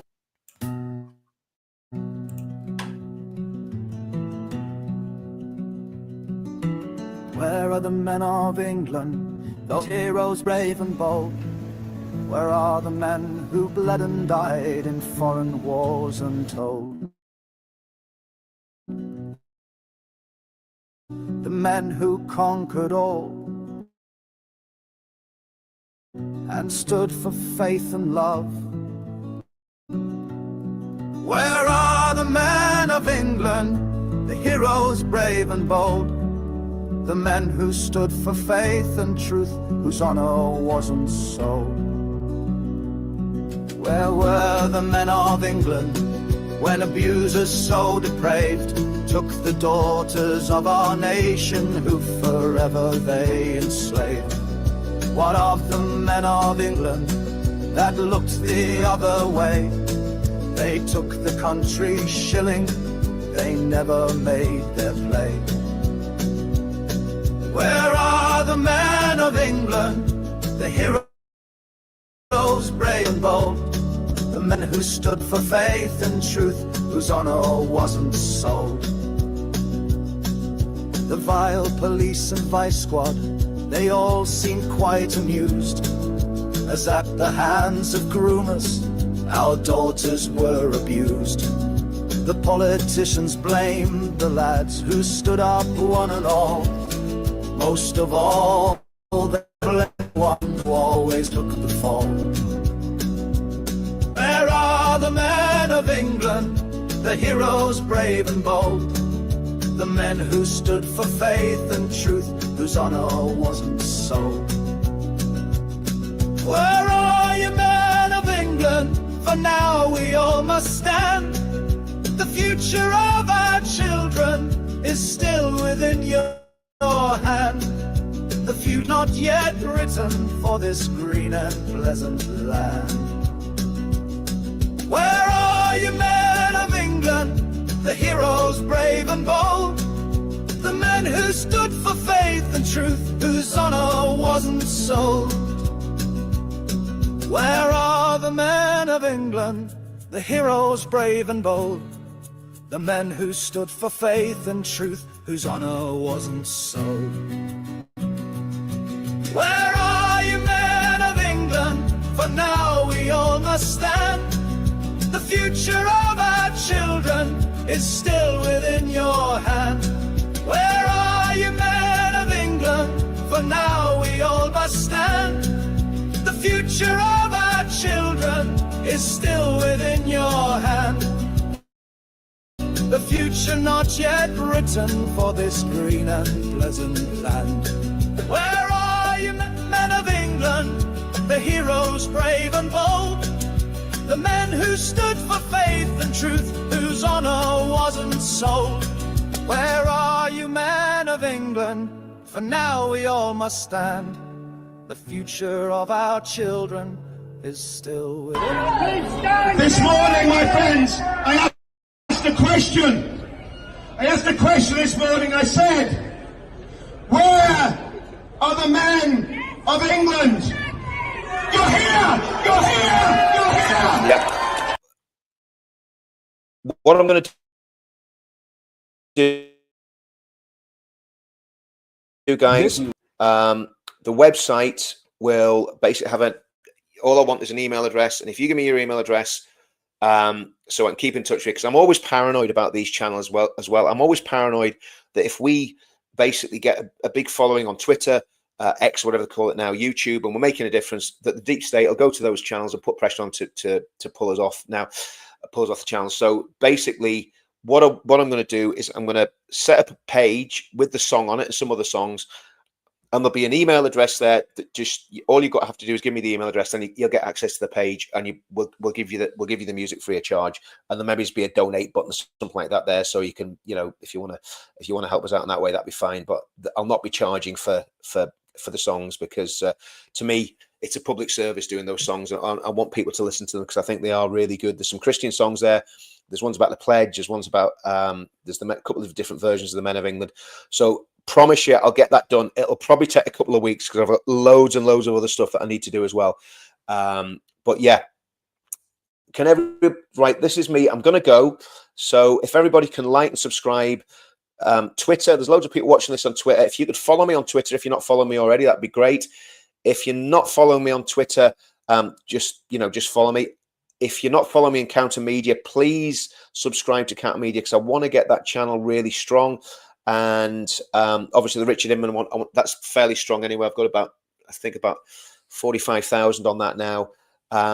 20,000, pushing 20,000 on Twitter. And then we've got some bits and pieces on Facebook, but I'm not really officially allowed on Facebook, so less said about that, the better. Okay, right, guys. Well, listen, that's great. I'll see you all soon. Have a great day. Good news that Tommy's out. Make your plans for the 13th, and let's just keep fighting. And remember, let's do some prayer and fasting as well. See you all soon.